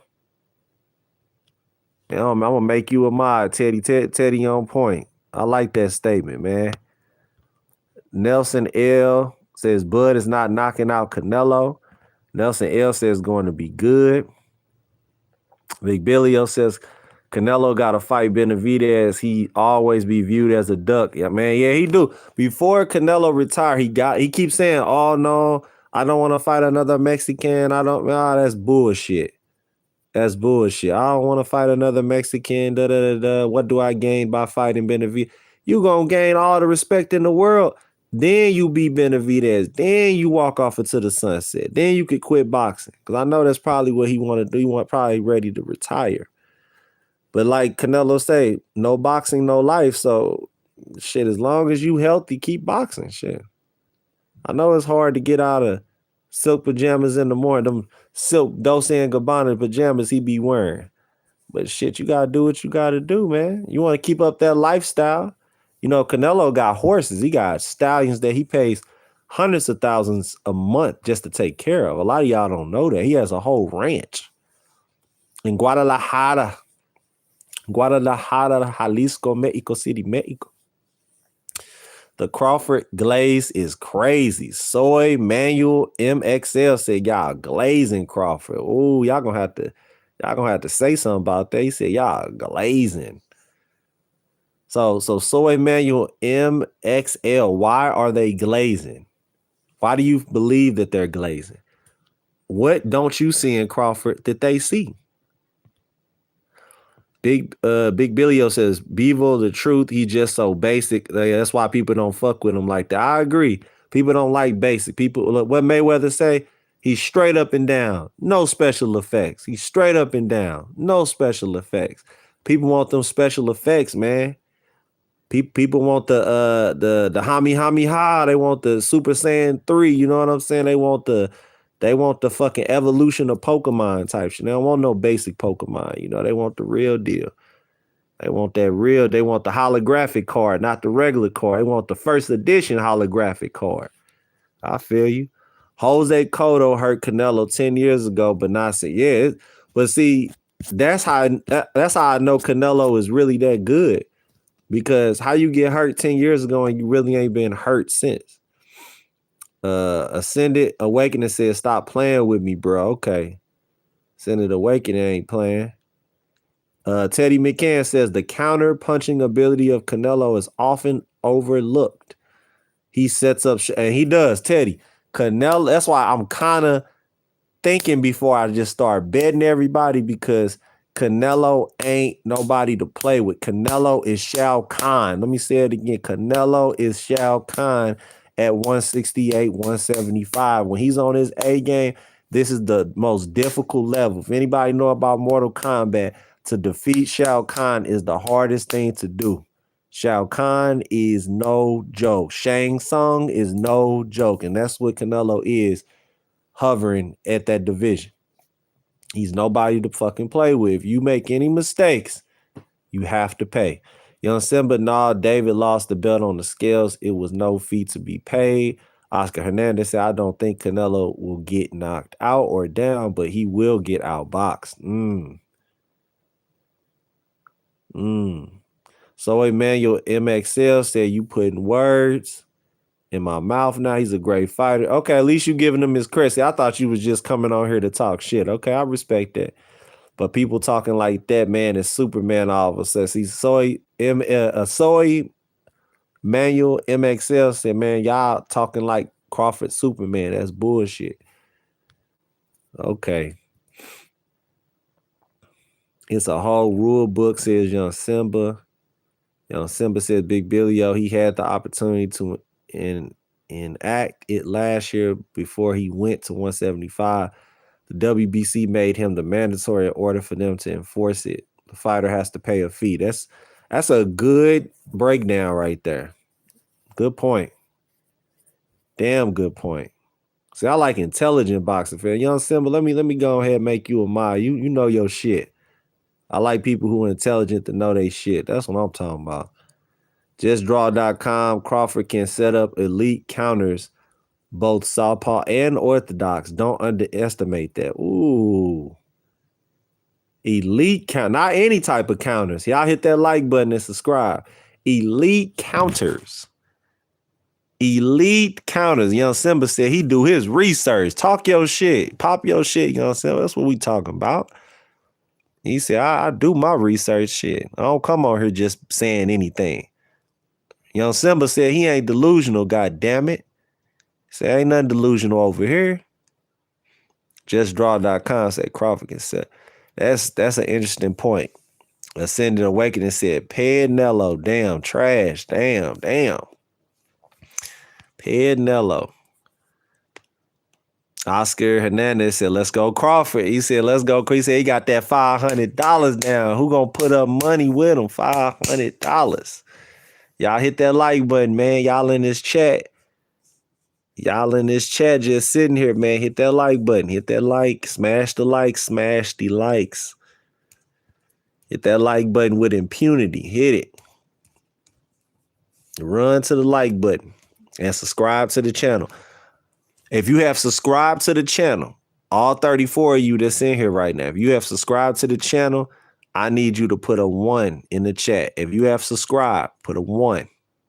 Put a 1 in the chat if you have subscribed to the channel. I need to see, you know what I'm saying, who I'm dealing with here, man. Put a 1 in the chat. I'm really a Roy Jones fan, but a fan of boxing first. That's right. That's right. Roy Jones is one of them ones for sure. He just fought for too long. Ascended Awakening says, David versus Goliath. Watch how Bud finna show the world. Bud finna show the world. You gotta put some money down, man. If you believe like that, you laughing, but you talking about, that's funny. I appreciate y'all putting the ones in the chat. We got Young Simba talking about not on the WBC website, and that's cap. The challenger does not pay a fee to enact this mandatory challenger status. Okay. Big Billy got some pushback with that. He said, hold on, man. Hold up. That's cap. Young Simba, he said, you tripping. You say you're going to have to come better, man. Say your research ain't good enough. Bro, you are a fool. Hope when Canelo Crawford loses, you better not disappear. We all know why you and your homies are going for Crawfish, and it's not his skills. He hasn't fought nobody. Perez, pissed off. Perez, I put that picture up there for a reason, you know, because I wanted to see y'all engage, and y'all are engaging, bro. Don't get mad at, you know what I'm saying, having y'all come through. It is what it is. It is what it is, man. And just know you can put your money where your mouth is. If you believe Canelo is going to win so much, put $50 down, man. Put your cash app up and put that wager in, man. I can send you the link, says Young Simba. Timothy Richardson said, what time is it bud time? Okay, what time is it bud time? Hit that like button. New people in the chat. I need y'all to hit the like button and put up, you know what I'm saying? If you've hit the like button, put a 1 in the chat. Cause I'm trying to see something, man. If you have hit that like button, put a 1 in the chat. JustDraw.com say people say Crawford get hit too much. It's a reason he's not constantly moving. Well, this is boxing. Everybody can't be Pernell Whitaker. Everybody can't be Floyd Mayweather. Everybody can't be Willie Pep. Everybody can't be Sugar Ray Robinson. Man, you gonna get hit. That's part of the sport. If you don't want to get hit, get the fuck out the sport. You're gonna get everybody ain't Shakur Stevenson, where he has some of the best counterpunching skill and defensive skills in the sport, where he gets hit less than everybody. He's up there with Mayweather in percentages. He just don't get hit like that because of his reflexes. Once his reflexes go down, he probably will get hit. Boxing ain't nothing but reflexes when it comes to your defensive, especially when you're dealing with elite fighters or boxers who've been boxing for years, is you just know how to get the fuck out.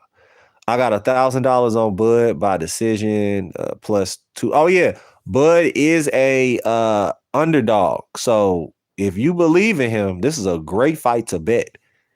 Let me say it again. Bud is a underdog. If you're betting online, he's like a +150, +225 in most betting categories. Shit, you can win a whole lot of money. If Crawford win by decision, like a lot of y'all believe, man, y'all can win a lot of money. Let's say y'all in debt. Y'all can get y'all money back up. You put down $500 and it's a 225 bet. You might come out a couple thousand. You never know.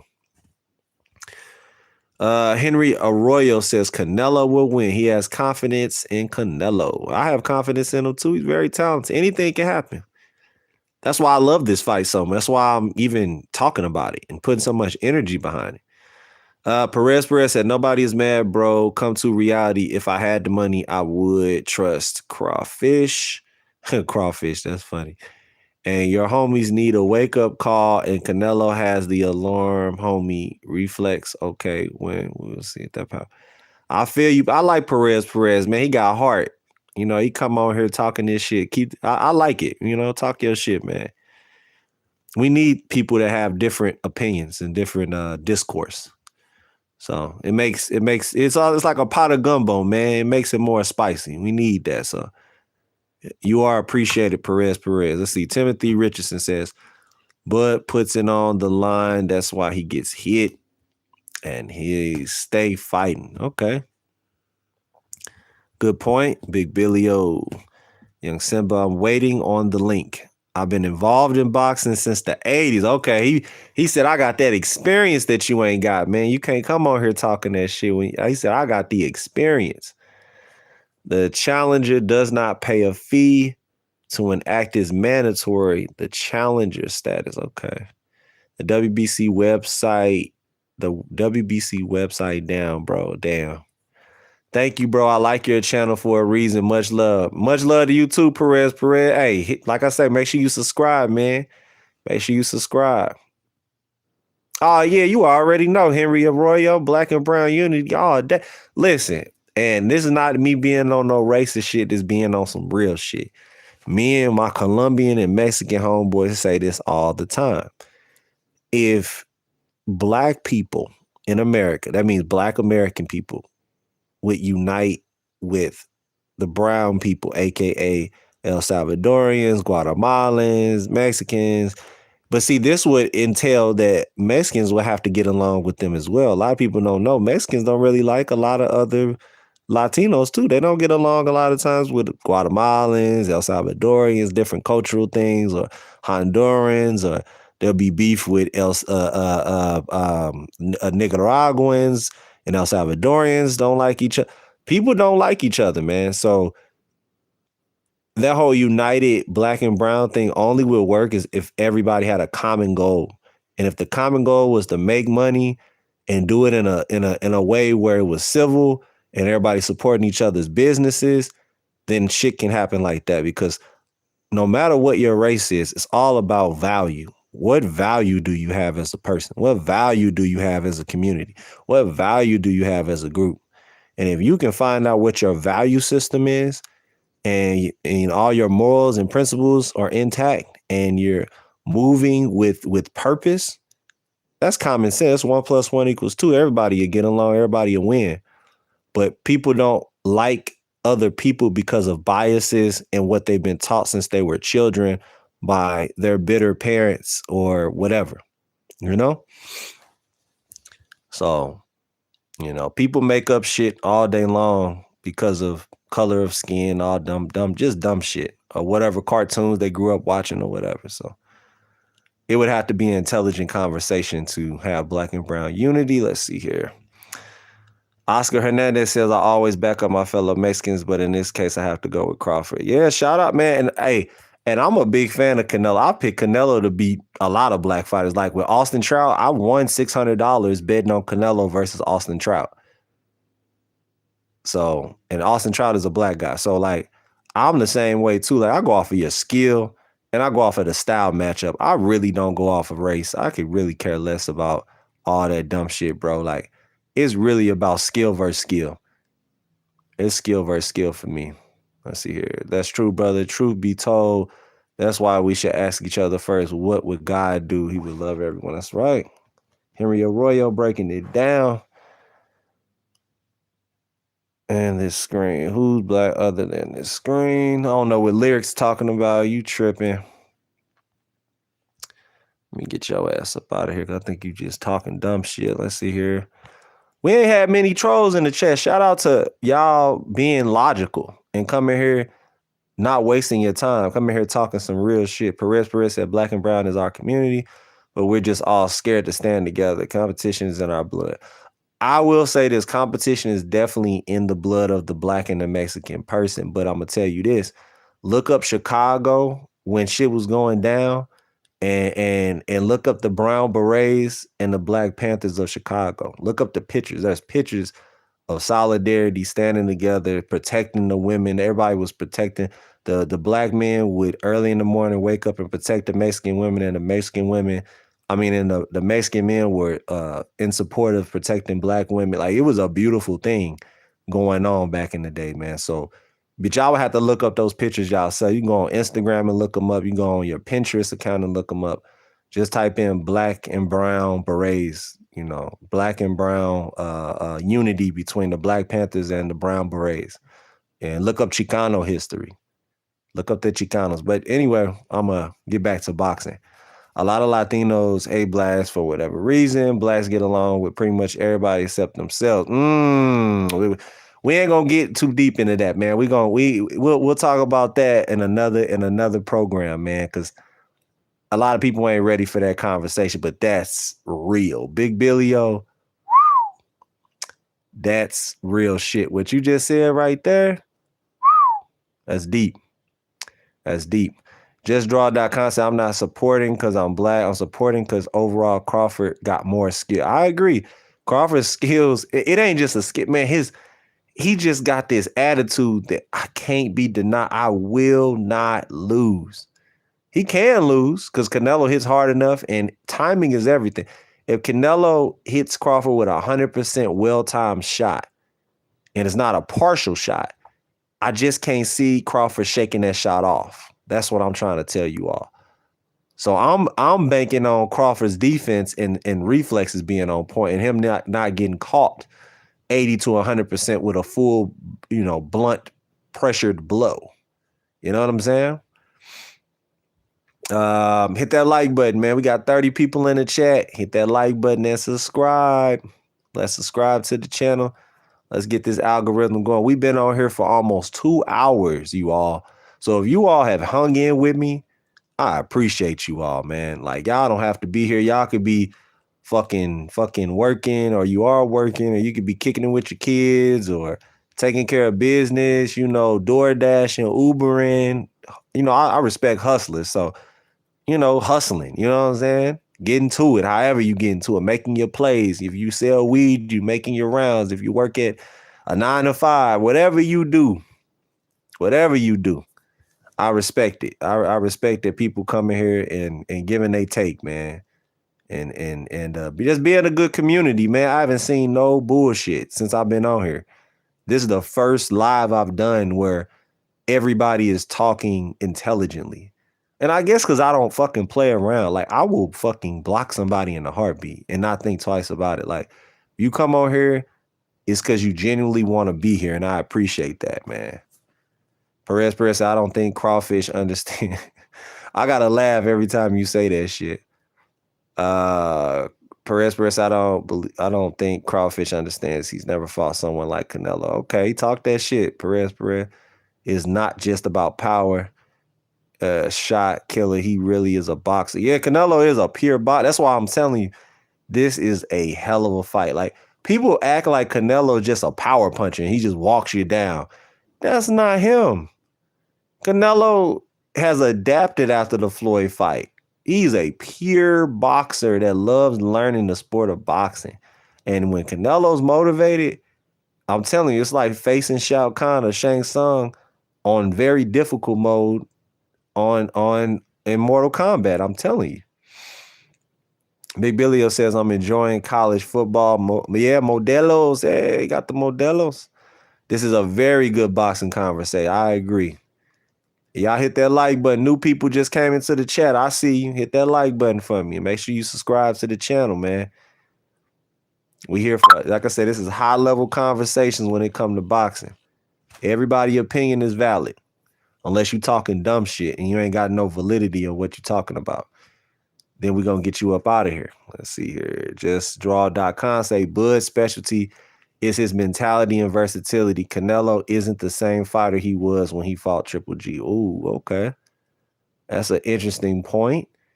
Henry Arroyo says there's many history between black and brown. Mexican took in a lot. Yep, I agree.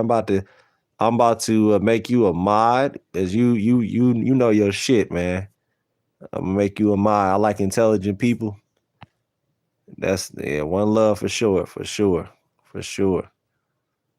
Don't ever forget about that. I'm gonna bring this up and I'm gonna shut up about it. Maybe not Mexican independence. That day doesn't describe the black people who were in unison. I'm not sure, but I know for the Battle of Puebla, for Cinco de Mayo is the Battle of Puebla. If you know about the Battle of Puebla, freed African slaves, freed black people, and freed black indigenous people of Mexico, the dark brown people. You know, some people call them red people because, you know, people call the natives here red.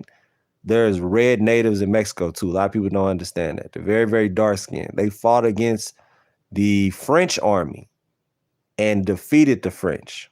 Look up history. That really happened. In the Battle of Puebla. But that's just some little history. That's just some history. But getting back to boxing, Lucky Sin says there is a way higher chance of Canelo knocking out Bud. When you say a way higher chance, are we talking 60-40 or are you talking 80-20? Because you talking 80-20, that's not true. Now, 70-30, 60-40, sure. Lucky Sin, sure. But it's definitely not an 80-20. Crawford has great power. I think you're underestimating how good he is. There's a reason why I'll say in the last 10 years, majority of his fights have ended by knockout. Crawford is a hell of a puncher. He knows how to punch and he knows the right timing to punch, when to punch. That's what makes you dangerous in boxing, is knowing when to punch. It's not that you can punch. It's knowing when to punch. Perez said Money May showed him his flaws. Bro, you're right. And no one Money May and believe Crawford is going to see what it means to fight the Zero Killer. Okay. Kind of didn't understand that, but I feel you, Perez. Okay. If you just came into the chat and you're new, do 3 things. Hit that like button. That gets the algorithm boosted. We here talking some good talk with boxing. I need you to hit that like button. I need you to subscribe to the channel. Hit that notification bell as well. So you can get you don't miss nothing. And you can get all my boxing news analysis and updates. It's really simple. Hit that like button. Just take the time out to do it right now. It costs nothing to hit that like button. It costs nothing to hit the like button for the new people in the chat. Nothing. But going back to Crawford, when have you seen Canelo face somebody as confident as Crawford? I'll wait. When's the last time you've seen Canelo fight somebody as confident and sure of himself with a whole city behind him that's in unison, that loves him? The black people in that town love, even the white people love him. The Mexican people love him. There's a lot of Mexicans in Omaha, Nebraska. A lot of people don't know that. A lot of them are construction workers and landscapers. Let me see here. Big Billy O. See what you're talking about. It's a blueprint on how to beat Canelo. There's no blueprint for Bud. That's a good point. Big Billy O, good point. Brandon Ortiz says Billy Joe. Okay. Good answer by Brandon Ortiz. That's a good answer. Billy Joe was very confident and undefeated. It's true. But a lot of that was arrogance, too. A lot of that was arrogance.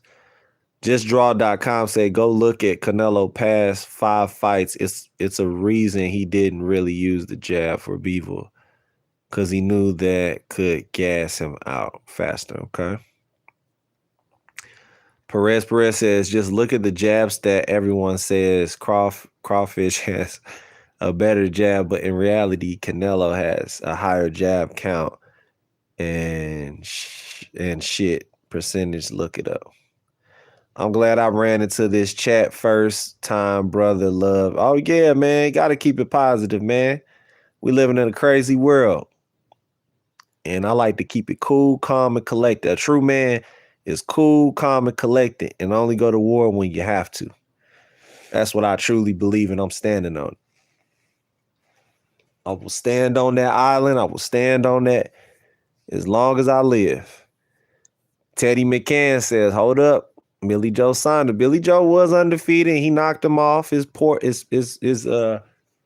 high horse. I remember. Canelo was fucking him up. But man, Crawford's, man, I just think is confident, and the way he goes about it is just different. But we'll see. If Crawford gets done bad like Billy Joe Saunders did, I will make a new video for the post fight and go, y'all all was right. So I'm gonna remember Teddy McCann said it, Perez said it, Brandon Ortiz said it, that he gonna get done like Billy Joe Saunders. I'm gonna remember that. Okay. I'm going to remember that. We're going to definitely revisit this in 2 weeks. In 2 weeks' time, we will definitely revisit. Sterling Whitney. What up, Sterling Whitney? You're new to the chat. Hit that like button and subscribe to the channel. Hit that bell notification icon. Sterling Whitney. I think it's going 12, okay? Good assessment. Can't hate on that. That's logic. Young Simba says, I think both fighters coming in under 168, at least 3 to 5 pounds. Okay.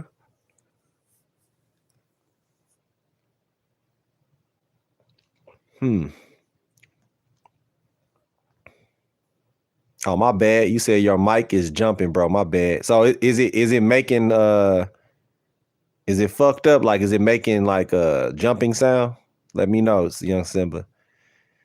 No, my heart is with Bud. My mind says Canelo, okay? Heart is with Bud, okay? I can see Bud winning by points, but not if they duke it out. Man, if they do, I'm going to ask y'all this real quick. If they duke it out, who is more likely to win?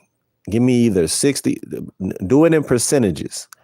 Right now in the chat, come on, chat, do it in percentages.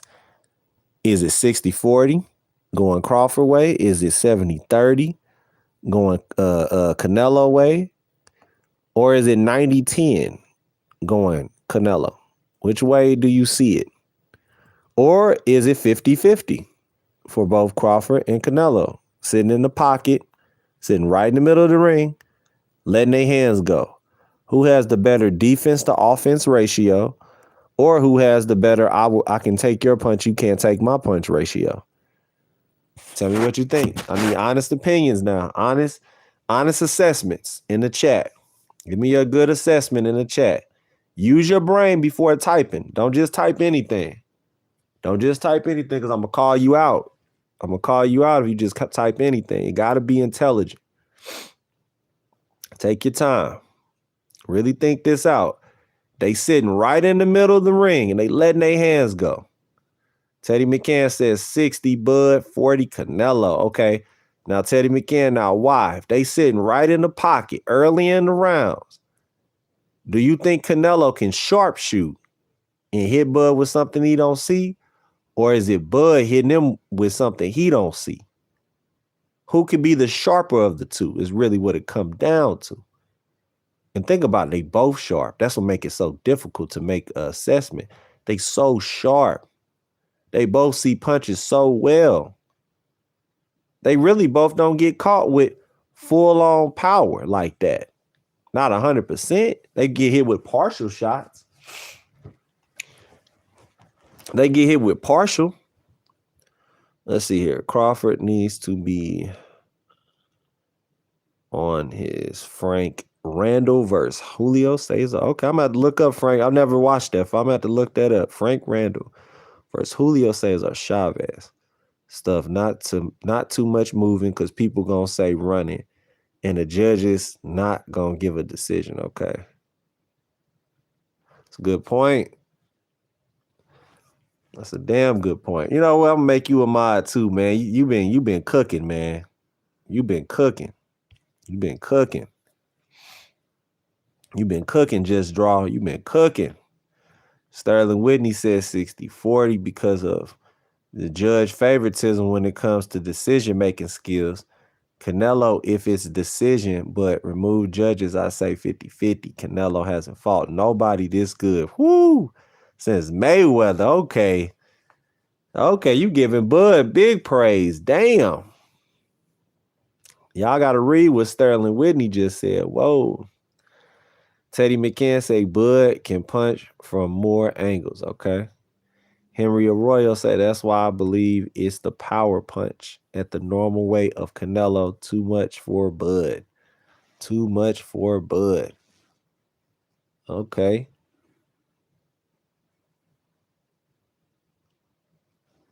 Y'all smash the likes. We got 27 people in here, 22 likes. 26 people in here, 22 likes. Hit that like button. If you're new to the chat, we don't just sit here and watch people. We participate in different ways. You come into this chat, it's a little different than everybody else chat. Gotta hit that like button, subscribe, and then you give your comment. You know, we come in here and we comment. You know, we gonna dialogue when we here. These are intelligent people from all different backgrounds in the chat. So if you here for a reason. You're a no nonsense type of person. You like to just talk straight boxing. That's what you come here for. Might get a little political. Might get a little bit, but let's keep it boxing. Let's see here. Arroyo says that's why I believe it's the power punch at the normal weight of Canelo. Too much for Bud. Big Billio says Frank Randall gave Chavez Sr. his first official loss. Chavez was 89-0. Damn. He should have retired. He'd be known as the best fighter of all time. 89-0 with one draw. Shit. That's OC. Henry Arroyo says, think of all those taller, bigger boxers that connect. That's a good point, too, that nobody thinks about what Henry just said. Think about all the taller and bigger boxers Canelo has faced, and he made it look easy. That's true. That's why I'm usually very sure and just gonna go, oh yeah, this person gonna win and I'm gonna bet some money. But man, you making some good ass point. You making me think. Zeke Khalifa says start all over. What does that mean? What do you mean start all over? What you mean by that? Zeke Khalifa, what you mean by that?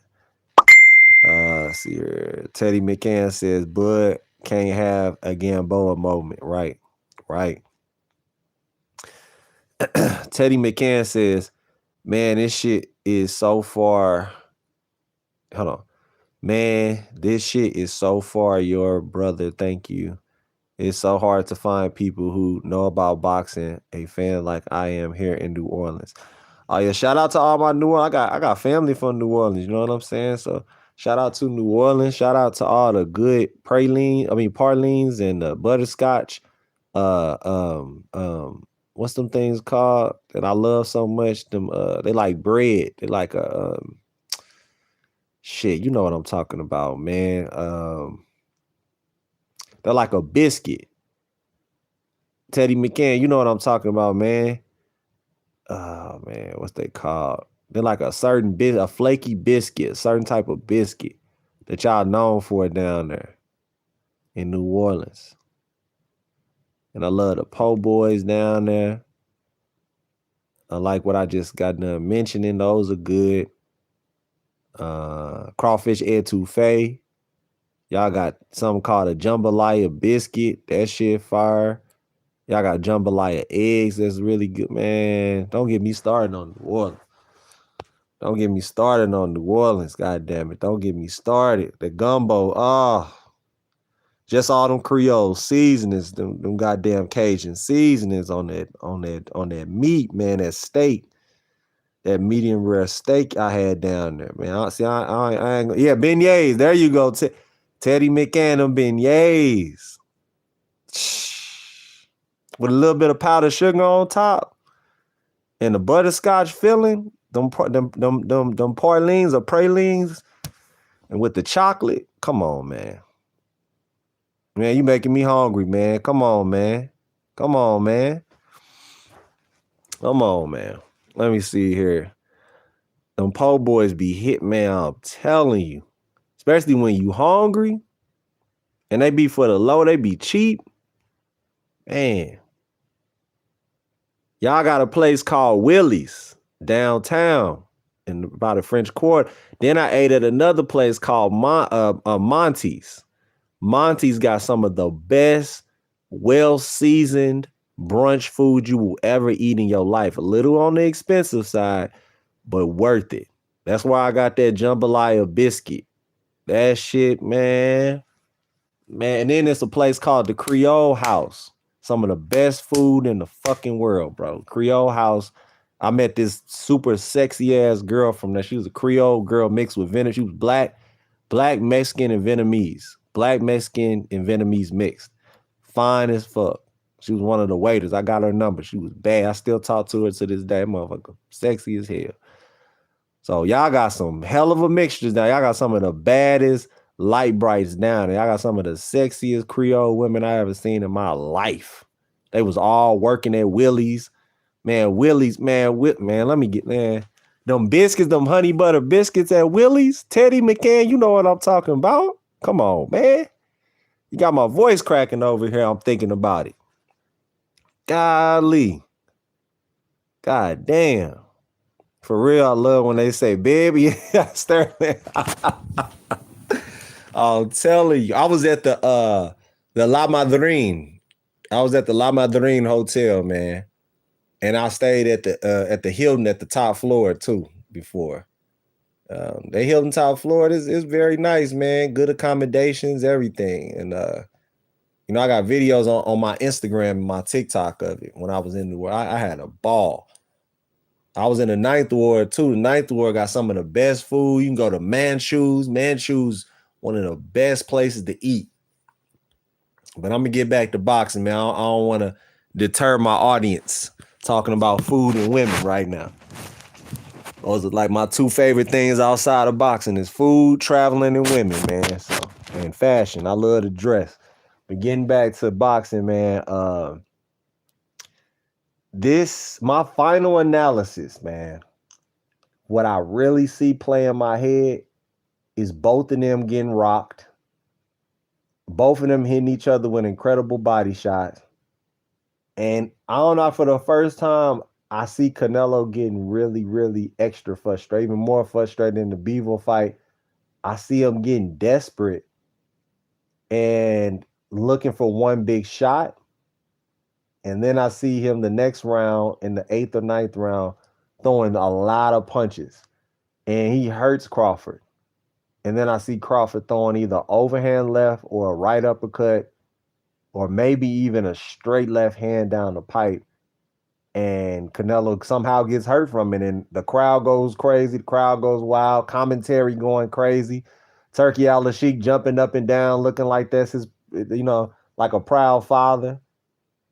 And I see him shocking the world.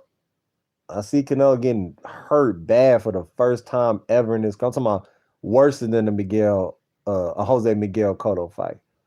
But then another side of me say Canelo is going to be fully trained, fully ready for the speed, the timing of Crawford. And he's going to make Crawford wish he never took this fight and just beat him up and make it look easy and make us go, damn, we was tripping. Crawford really did bite off more than he could chew. And Crawford having a tough time and basically doing what he did in the Madrimov fight, where he was just kind of confused. He was throwing just enough to win, but it was just enough to win. It really wasn't impressive. It could have been a draw, if we're being honest. If we're being honest and not being fanboys, we're being honest as men, we can say that Crawford could have got a draw with Madrimov because he couldn't figure him out. That was like one of the first fights I saw Crawford not really be able to really figure him out. In spots, he was figuring them out in the later rounds, but it was too late. He can't afford to do that with Canelo because Canelo is another downloading data type of boxer, meaning he's highly intelligent. So you make any mistakes, you have to pay. You can't go in there and not know what the fuck you doing. That's like you playing me in basketball, because I'm really good at basketball as well. I'm 6'2" and very fast and have a hell of a pump fake and a hell of a hezzy. If you allow me to keep hitting you with the same hezzy move 3 or 4 times, you stupid, silly, simple-minded motherfucker, then that's your fault. If you keep letting me hit you with the same crossover, pump fake, layup combination, whose fault is that? It's your fault. You keep letting me hit you with the same Euro step, the Filipino step, the Pinoy step. Whose fault is that?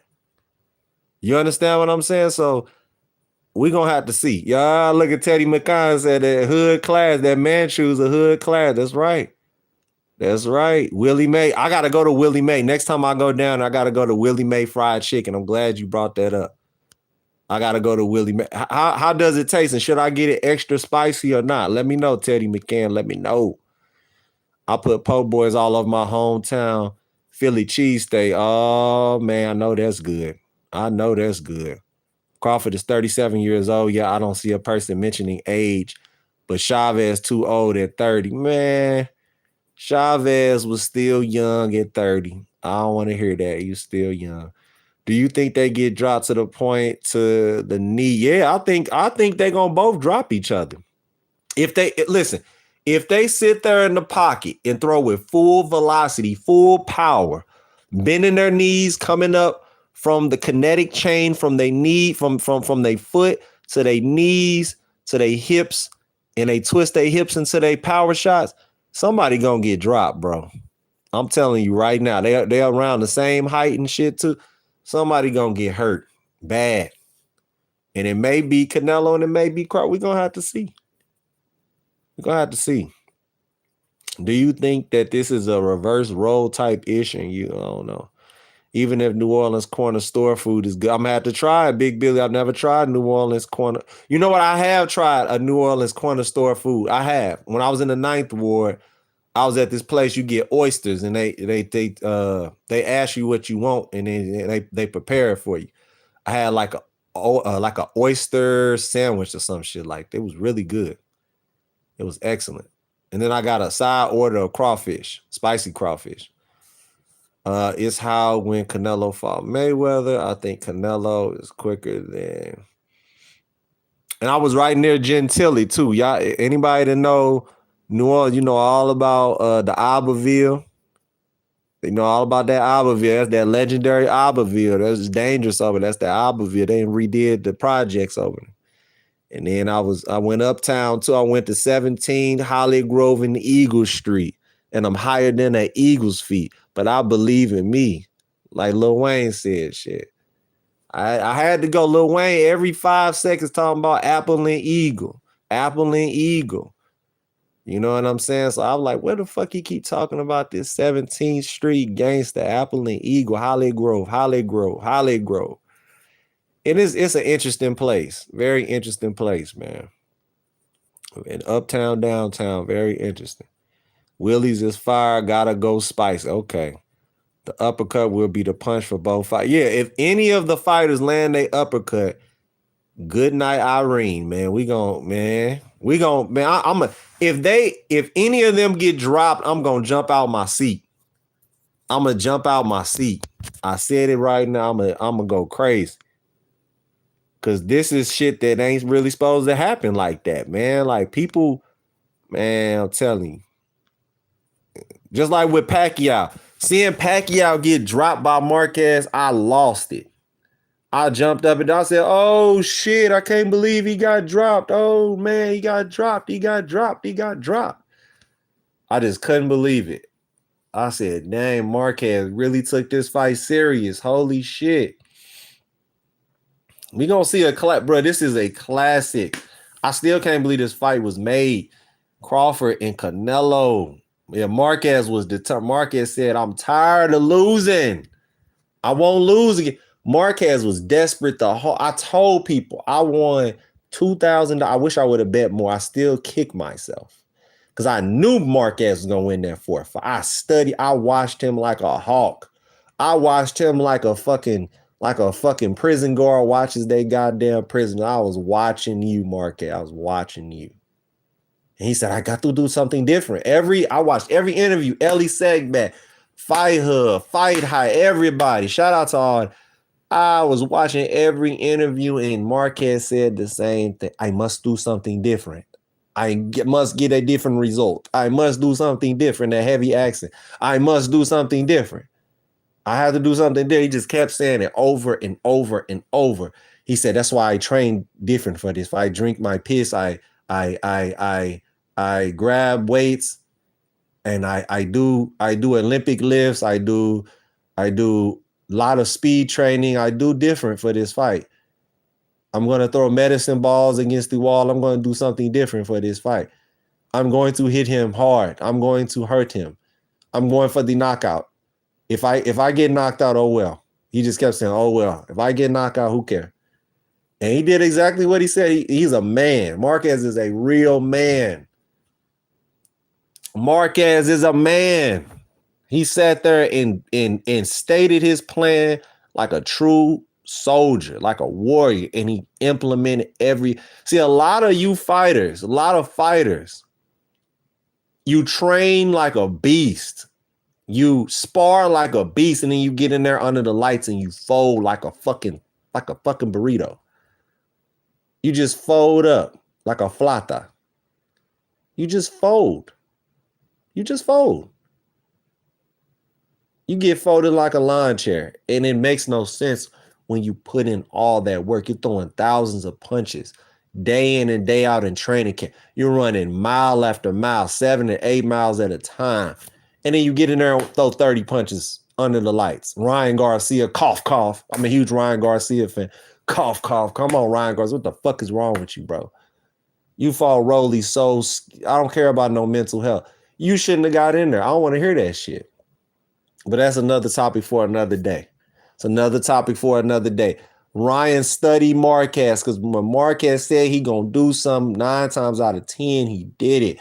He always put on a show for the fans. He is my favorite Mexican fighter of all time because he fought all comers, everybody. His resume is long.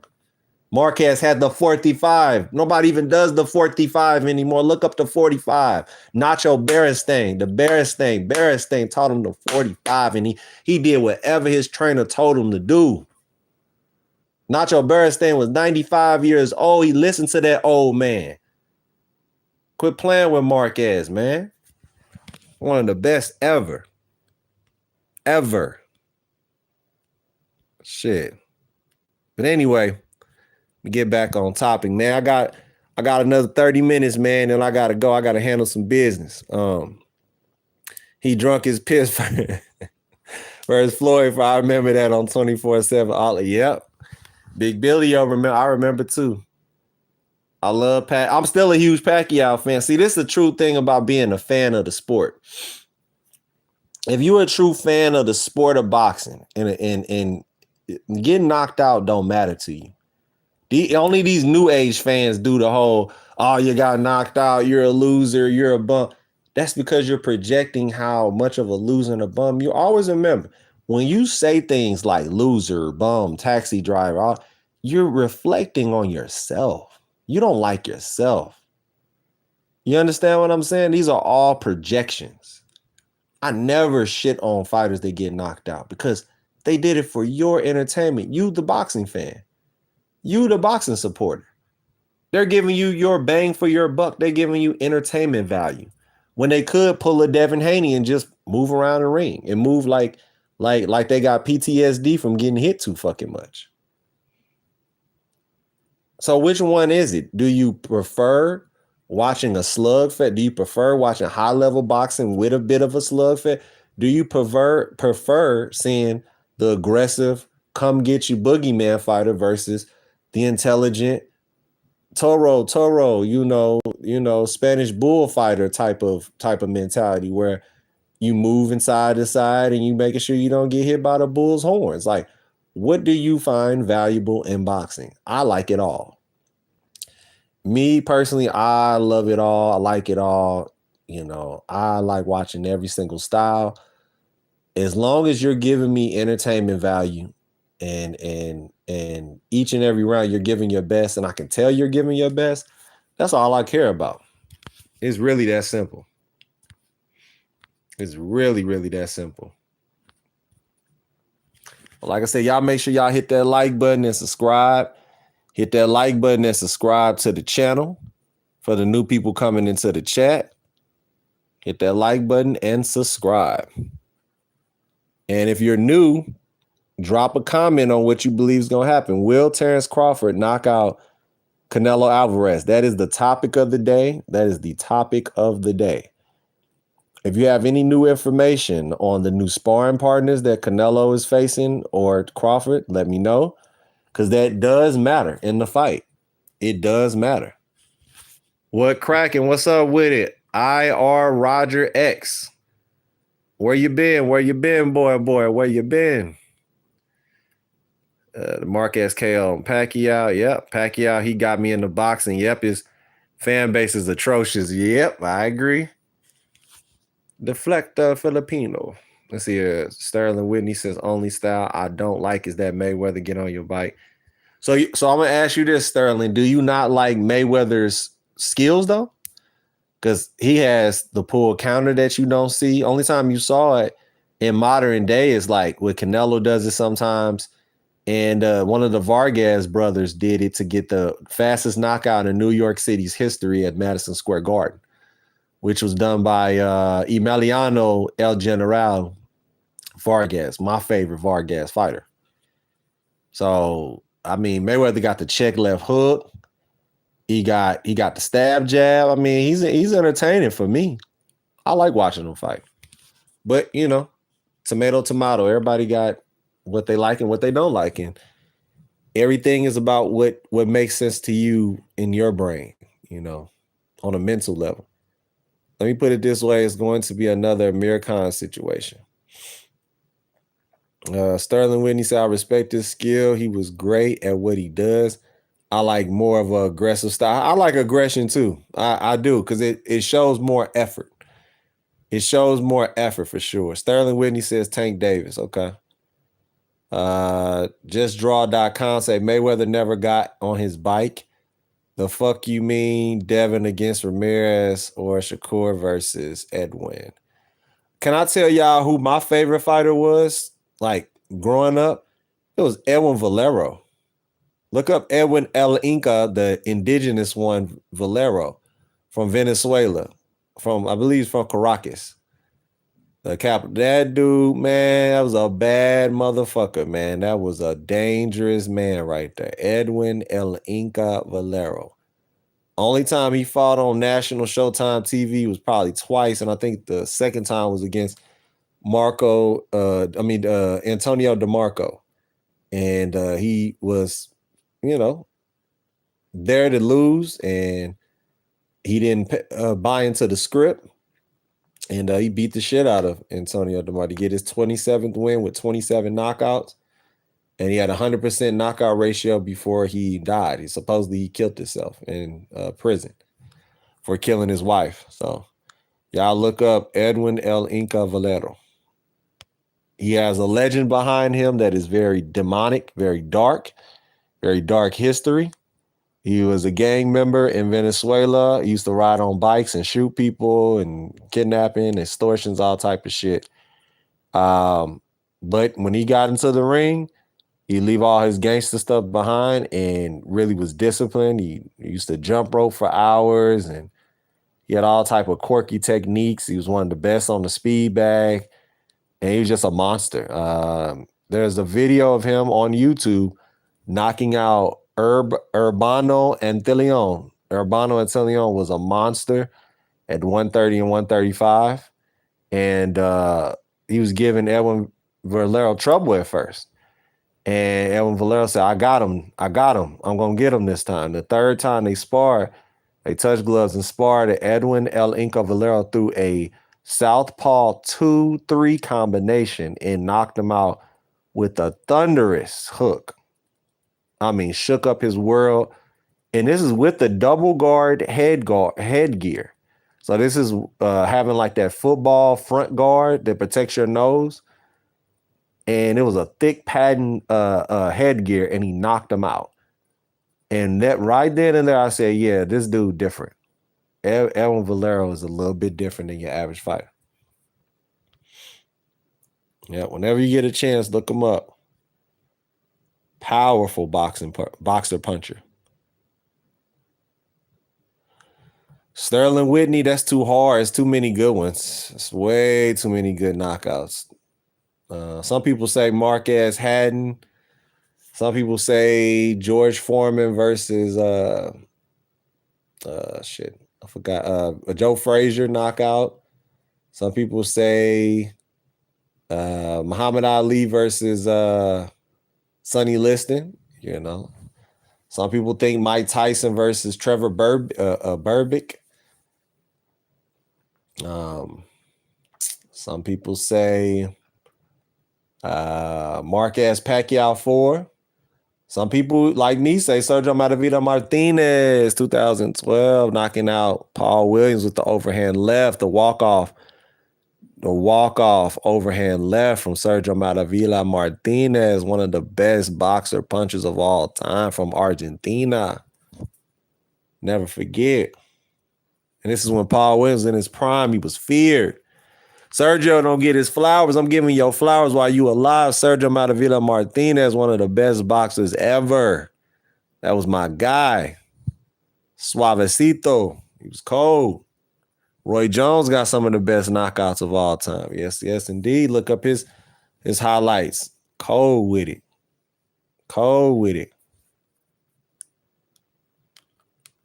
So it's all about what you like, man.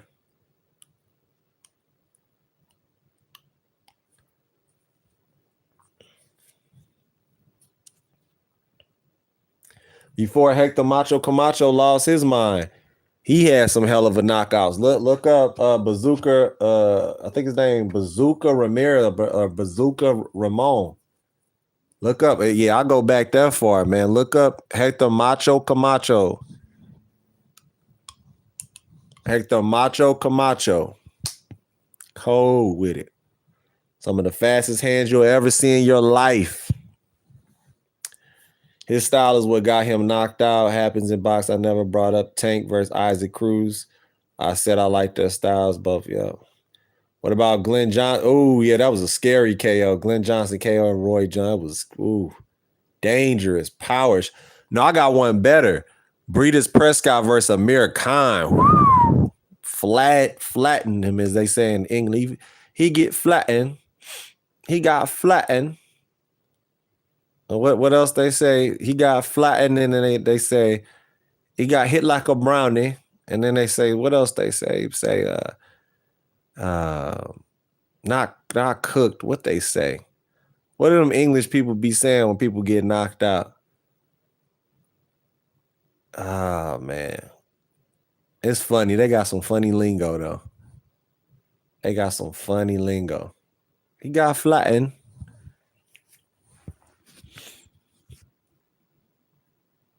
Tommy Morrison. Let me see here. Y'all make sure y'all hit that like button. New people in the chat. My Reeves 81, hit that like button. Sterling Whitney, hit the like button. Get them likes up in the chat. Crawford about to get fly. Jose Chavez come out the cut like a Band-Aid. I see Crawford about to get fly. That shit fun. Appreciate you, Sterling. Appreciate that. Y'all funny as hell, man. Jose Chavez, hit that subscribe button, man. Same go for you, my Reeves 81. That's funny as hell, man.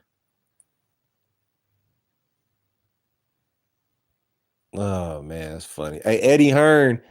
Thank God for Eddie Hearn coming into boxing because man, he is funny. He been a great addition to the promoters in boxing, man. I think he does an excellent job. I think he don't get the credit he deserves. He's really come to America and really helped a lot of Americans become millionaires, you know, high six-figure guys. And he put on some excellent shows. Great matchups. Great matchups. I ear Roger X says the real question is which round? What round you think Crawford gets dropped in? I.E. Roger X. There we go. Sugar Ray Leonard got some crazy KOs. Yes, he does. Put some respect on Sugar Ray Leonard's name. That's right. Super legend right there. I think they say, how about some shrimp on the bar? No, that's Australia. That's funny, though, Henry Arroyo. That's funny, too.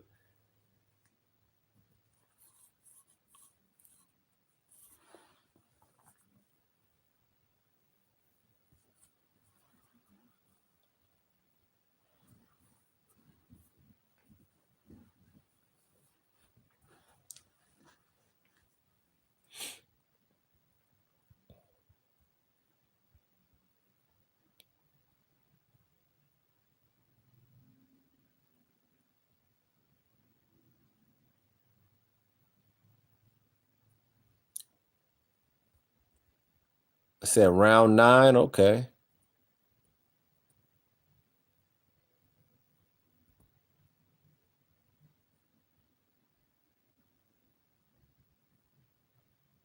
I just wanted to laugh a little. Nah, you cool. You cool, man. It's all good. Crawford 9-10. Arroyo said, I just wanted to laugh. Nah, you cool, man. That shit hella funny, though. They be cracking me up.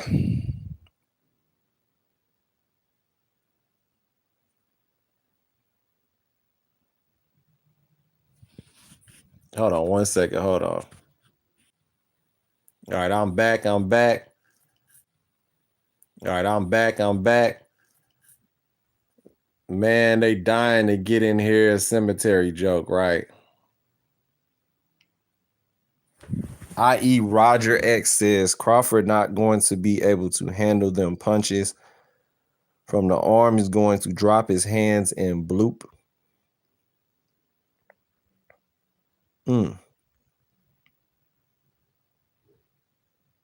Crawford needs to outbox. Please don't let the fans walk you into an L. Damn.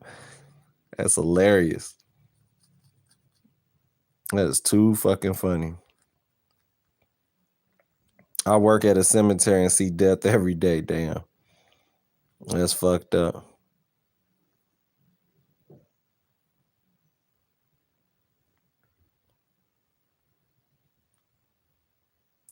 Oh, yeah. This is what Eddie Hearn always says. Like when Dillian White got knocked out, he said, I am gutted, mate. I'm absolutely gutted. I know he is gutted after what happened. Gutted. He's so gutted. That shit is hilarious. The way they talk across the pond.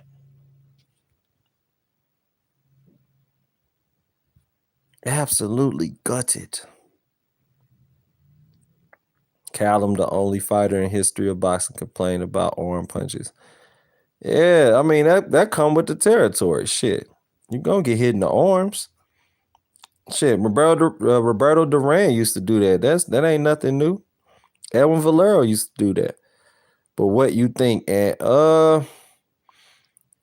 I believe Crawford is going to be cautious early. I don't see him doing what he did to Earl Spence. Now, a lot of people think he's going to do that. He's mad. He's angry. But that can work against him. He can end up getting knocked out early doing that. You just got to be careful. You got to really fight smart. And then once you catch your rhythm, then you can let your hands go and go crazy. But if you haven't caught your rhythm, you really shouldn't go into this fight just going crazy like that. You know, you want to be more calculated, Roger X. You want to be smart, calculated, taking your time. I ain't saying too slow now. You still need to throw like 40 to 50 punches, you know, to get Canelo's respect and make sure they're hard punches and telling punches. And they got to be counter punches. You got to make him think.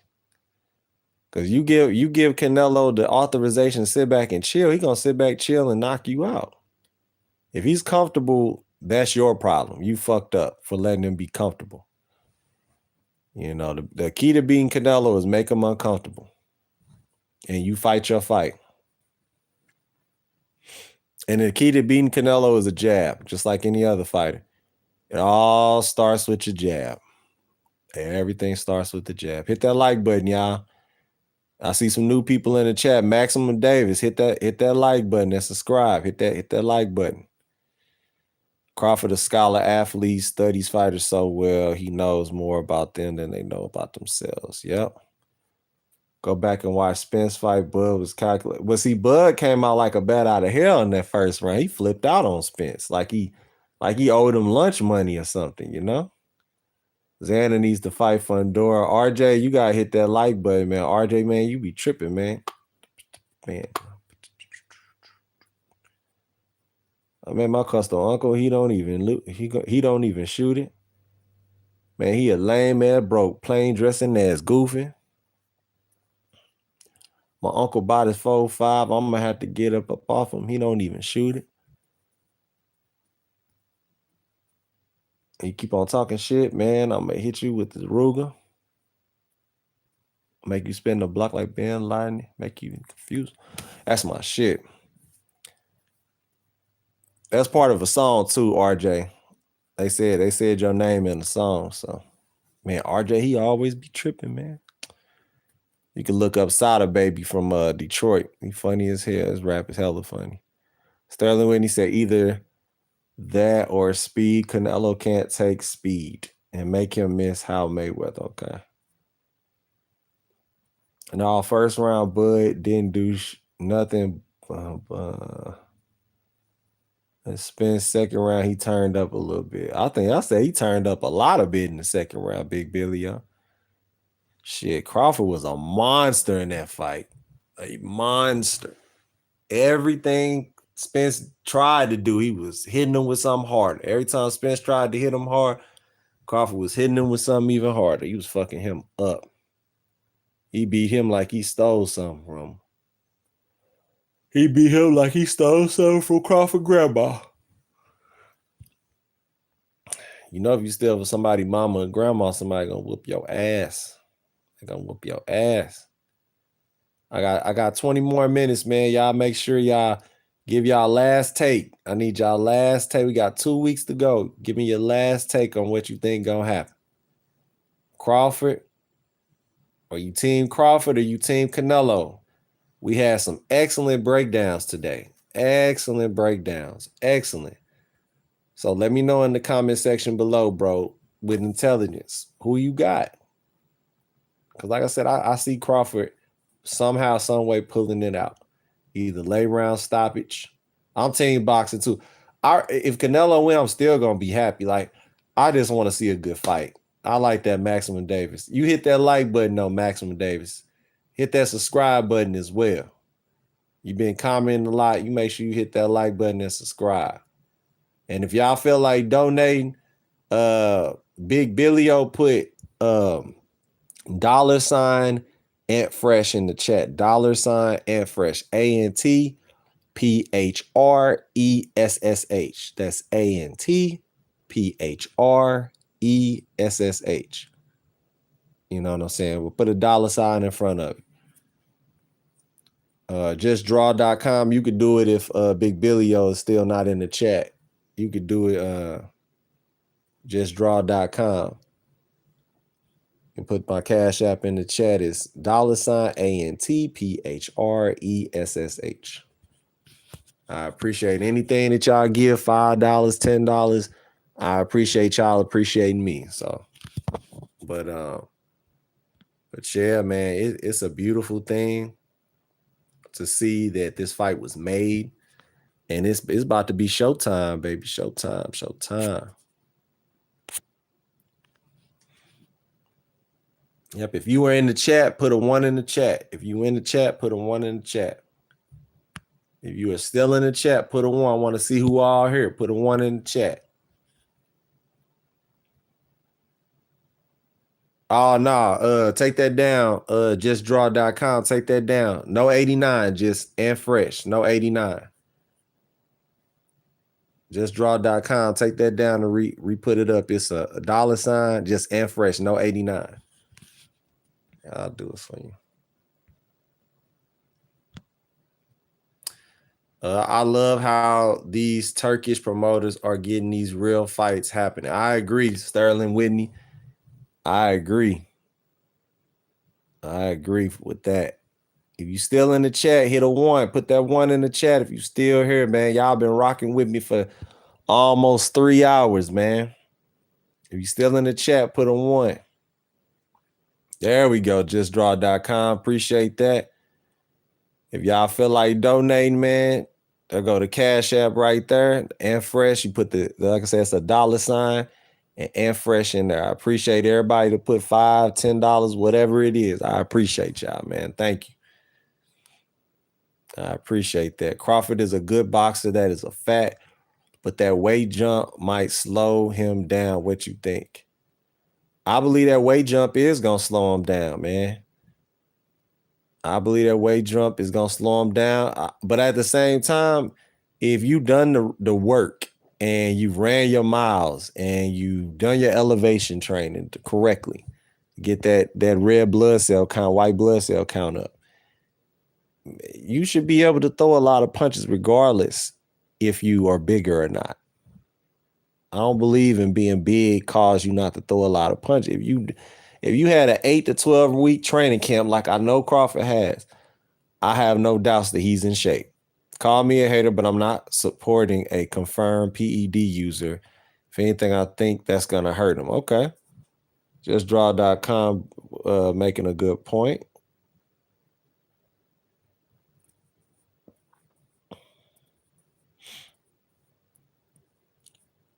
Yep, if y'all feel like donating before I get up out of here, like I say, just $5 to $10 in the Cash App for me just holding it down for y'all for 3 hours. Excellent talk. You know, if you feel like you got any value from the conversation, $5 to $10, man. That's it. I appreciate y'all, man. Like, man, it's a whole community here, man. I value y'all, man. Like, I value the community space that I have with y'all. Y'all are awesome. Y'all are fucking phenomenal, man. So yeah, I'll be here for another 15 minutes. Y'all got anything else y'all would like to say? Go ahead and say it. Sterling Whitney said, what if he's able to keep up? They going to say he owns something. Remember, yeah, that's true. Yeah, they was on Pacquiao ass after he destroyed Cutler. They was like, he's PED cheat. He's on drugs. He's on PEDs. No way Pacquiao could do that to Cotto. And shit, I was one of those people. I ain't gonna lie, shit, I keep it real. Shit.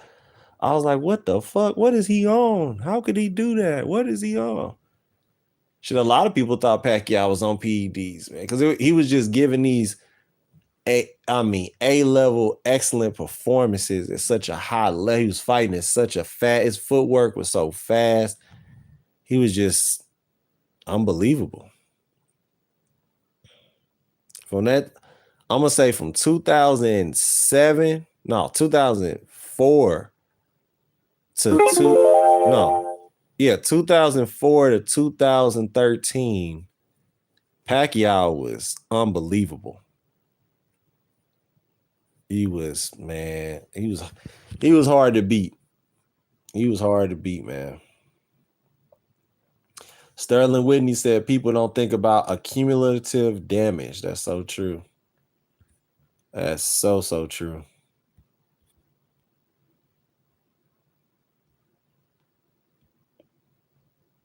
That's very, very true. I appreciate two of y'all to just send me a cash app. Thank you for sending and donating to the channel. I appreciate that. I appreciate the two people who have sent money to the cash app. I appreciate that. Sterling Whitney said he got hit 1,000 times. Yep. He surely did.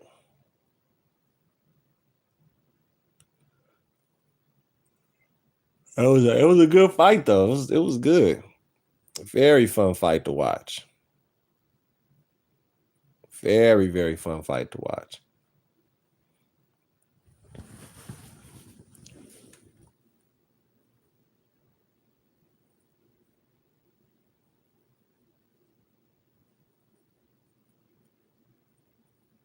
Like I said, for the new people in the chat, see you later, Roger X. Great conversation. Excellent job. Thank you for holding it down, being my moderator. I appreciate y'all, man. Y'all always come through and show up and show out. I appreciate y'all, man. Thank you. Much respect. JustDraw.com is the reason why 7 fighters in his camp tested positive. Yeah, that's something people should know. Sterling Whitney said, I already subscribed and followed you. I appreciate that. If you feel like donating to, you know what I'm saying, to the cash out to the channel, I appreciate that as well. Like I said, just $5 to $10, and that's all I ask for, man, because I'm using all my proceeds to build my channel up to be better. I'm gonna get better tripods, better setup, better everything. So anything that y'all give, I'm definitely gonna use it in the right way. So I appreciate that. For everybody that's been donating and showing love, I really appreciate that.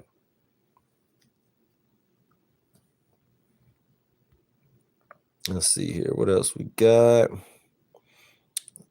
It's a reason why 7 fighters can't. Yeah, man, that testing positive just look bad. I know people overlook it because it's Canelo and it's his camp, but that shit just don't look well. It don't look right. It is not a good thing.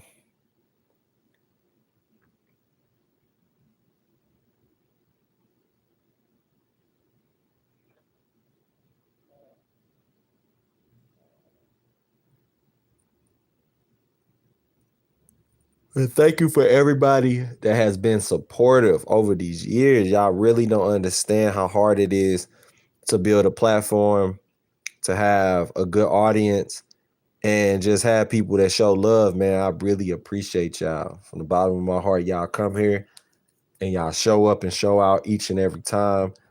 Y'all, you give. Y'all are awesome. Y'all really are amazing. I hope this is a great fight and not just it's a lot of hype behind this. It better be right. It better be great. I don't even want it to just be good. It has to be great. It has to be an instant classic like Meldrick Taylor versus Chavez. It has to be like that. It got to be a classic. Where you're on the edge of your seat each round, it got to be like that. That's the only way. What do you think about Tank versus Paul? Real quick. All right, before I go, Tank versus Paul, I believe that it's weird as fuck that they sanctioned and made that fight, knowing that the size differences are so crazy.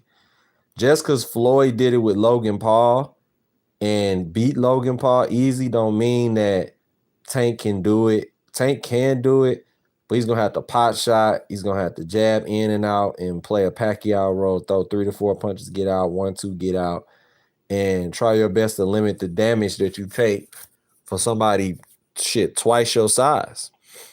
Because I don't give a fuck about Paul not being a big time boxer. He still knows how to punch, and he's been boxing for years now. He knows how to, throw a power shot, a knockout shot. So hopefully Tank is, taking his defense seriously and taking health seriously, because if he get caught flush, you might see Tank knock the fuck out on Queer Street. So, and I think it ain't gonna be a real fight. I think it's gonna be an exhibition, and I don't know. We'll see when business start to pick up. We'll start to see how Jake Paul will react to the power of Tank. That's gonna tell me a lot. That's really gonna tell me a lot. Tank getting his bag. He not finna fight, to be honest. Yeah, I wish he would fight an actual person of substance. You know what I'm saying? I really do. I really, really do. I wish he would fight somebody of substance.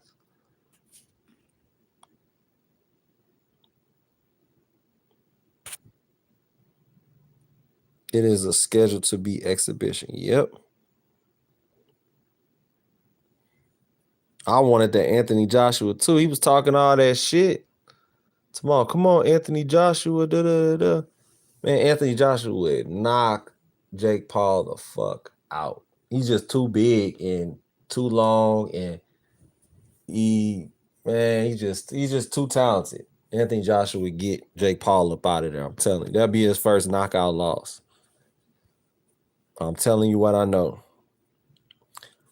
And shout out to Deontay Wilder picking himself back up, putting himself in the right position. He got a new woman that he messing with, man. And shout out to him, man. That's what you're supposed to do. Pick yourself back up, get back on the horse and ride, baby, ride. Got him a baddie, too. I would have never talked about fighting Dubois, yeah. I agree. Tank gave the fans about 2 fights in his entire career. Yep. I'll say about 2 or 3 that were thrilling. I'm going to go with Ryan, even though he drained Ryan. That barely counts.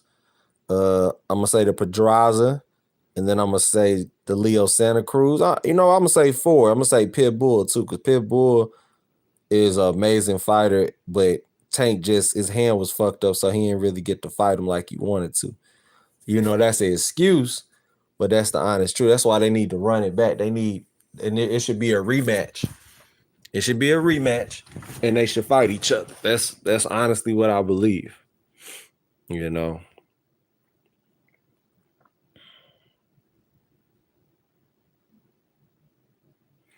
Roach and Pitbull fights was great. Okay. Yep. Oh, yeah. I'm going to say 5 fights. I'm going to say Lamont Roach. Let's break it down. Leo Santa Cruz, Lamont Roach, Pitbull, Jose Luis Pedraza from Puerto Rico. That was a good fight, too, up until he knocked him out. And then Ryan Garcia. So 5 fights. He's had 5 fights that are, important, which that's pretty good, but you should want more. And you know what? We gotta give him a little credit.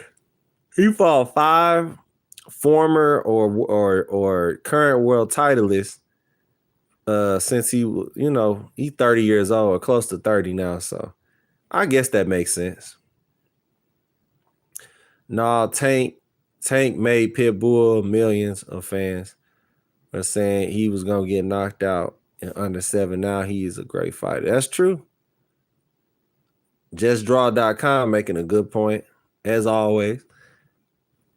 It would be the trilogy. They fought twice already. No, I don't think Pitbull and Tank fought each other twice. Now, you talking about, him and Roach ain't fought each other twice neither. Not that I know of anyway.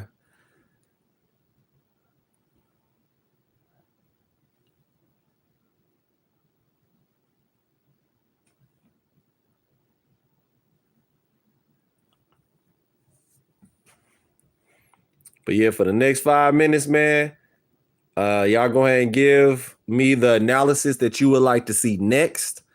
That's what we're going to spend for the next 5 minutes. Give me your take on what you would like to see next. Would you like me to break down Jaron Ennis versus Virgil Ortiz, which is a super fight? Would you like me to break down Fundora versus Benavidez if they was to ever fight each other at 160 or 168? Would you like me to break down Beterbiev versus David Benavidez? Caleb Plant versus Jamel Charlo? What would you like me to do next when it comes to videos?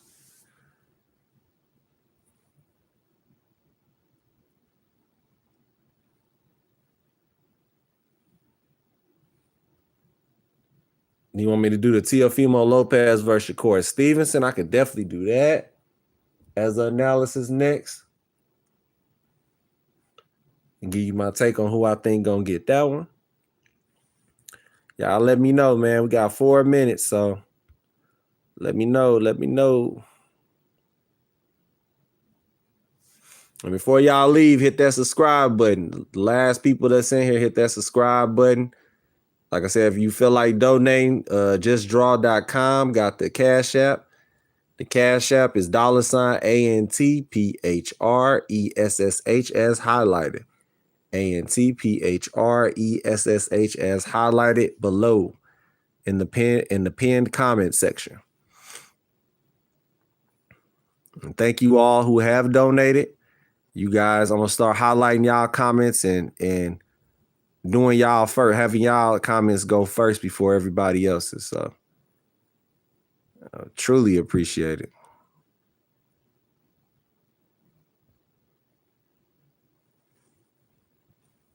Okay, Sterling Whitney said I would like to see Stevenson Roach. Okay, I'll do that.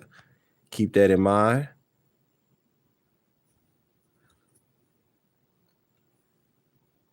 What I'm saying is Sterling Pitbull was considered the Lamont Roach of his time.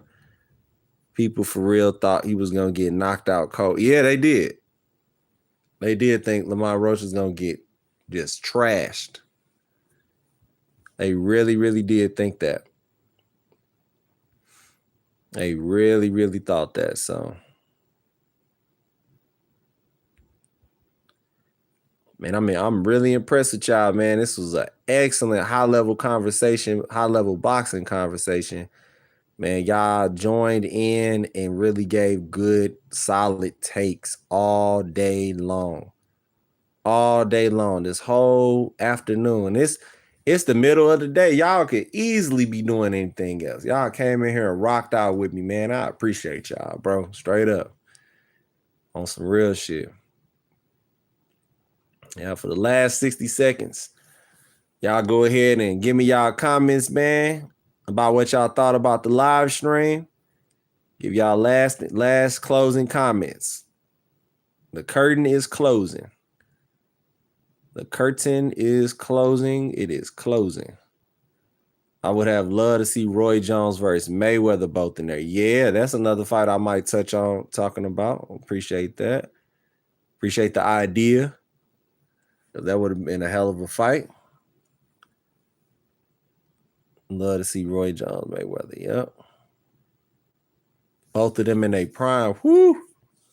What weight though? Sterling Whitney, what weight? What weight class? What weight? You got 30 seconds. Hurry up. What weight? What weight? What weight? You got 30 seconds. You got 30 seconds. You got 15 seconds. You got. But yeah, I'll get back to you all. Don't forget to subscribe to the channel. Get back to y'all more boxing news, analysis, and updates. Peace.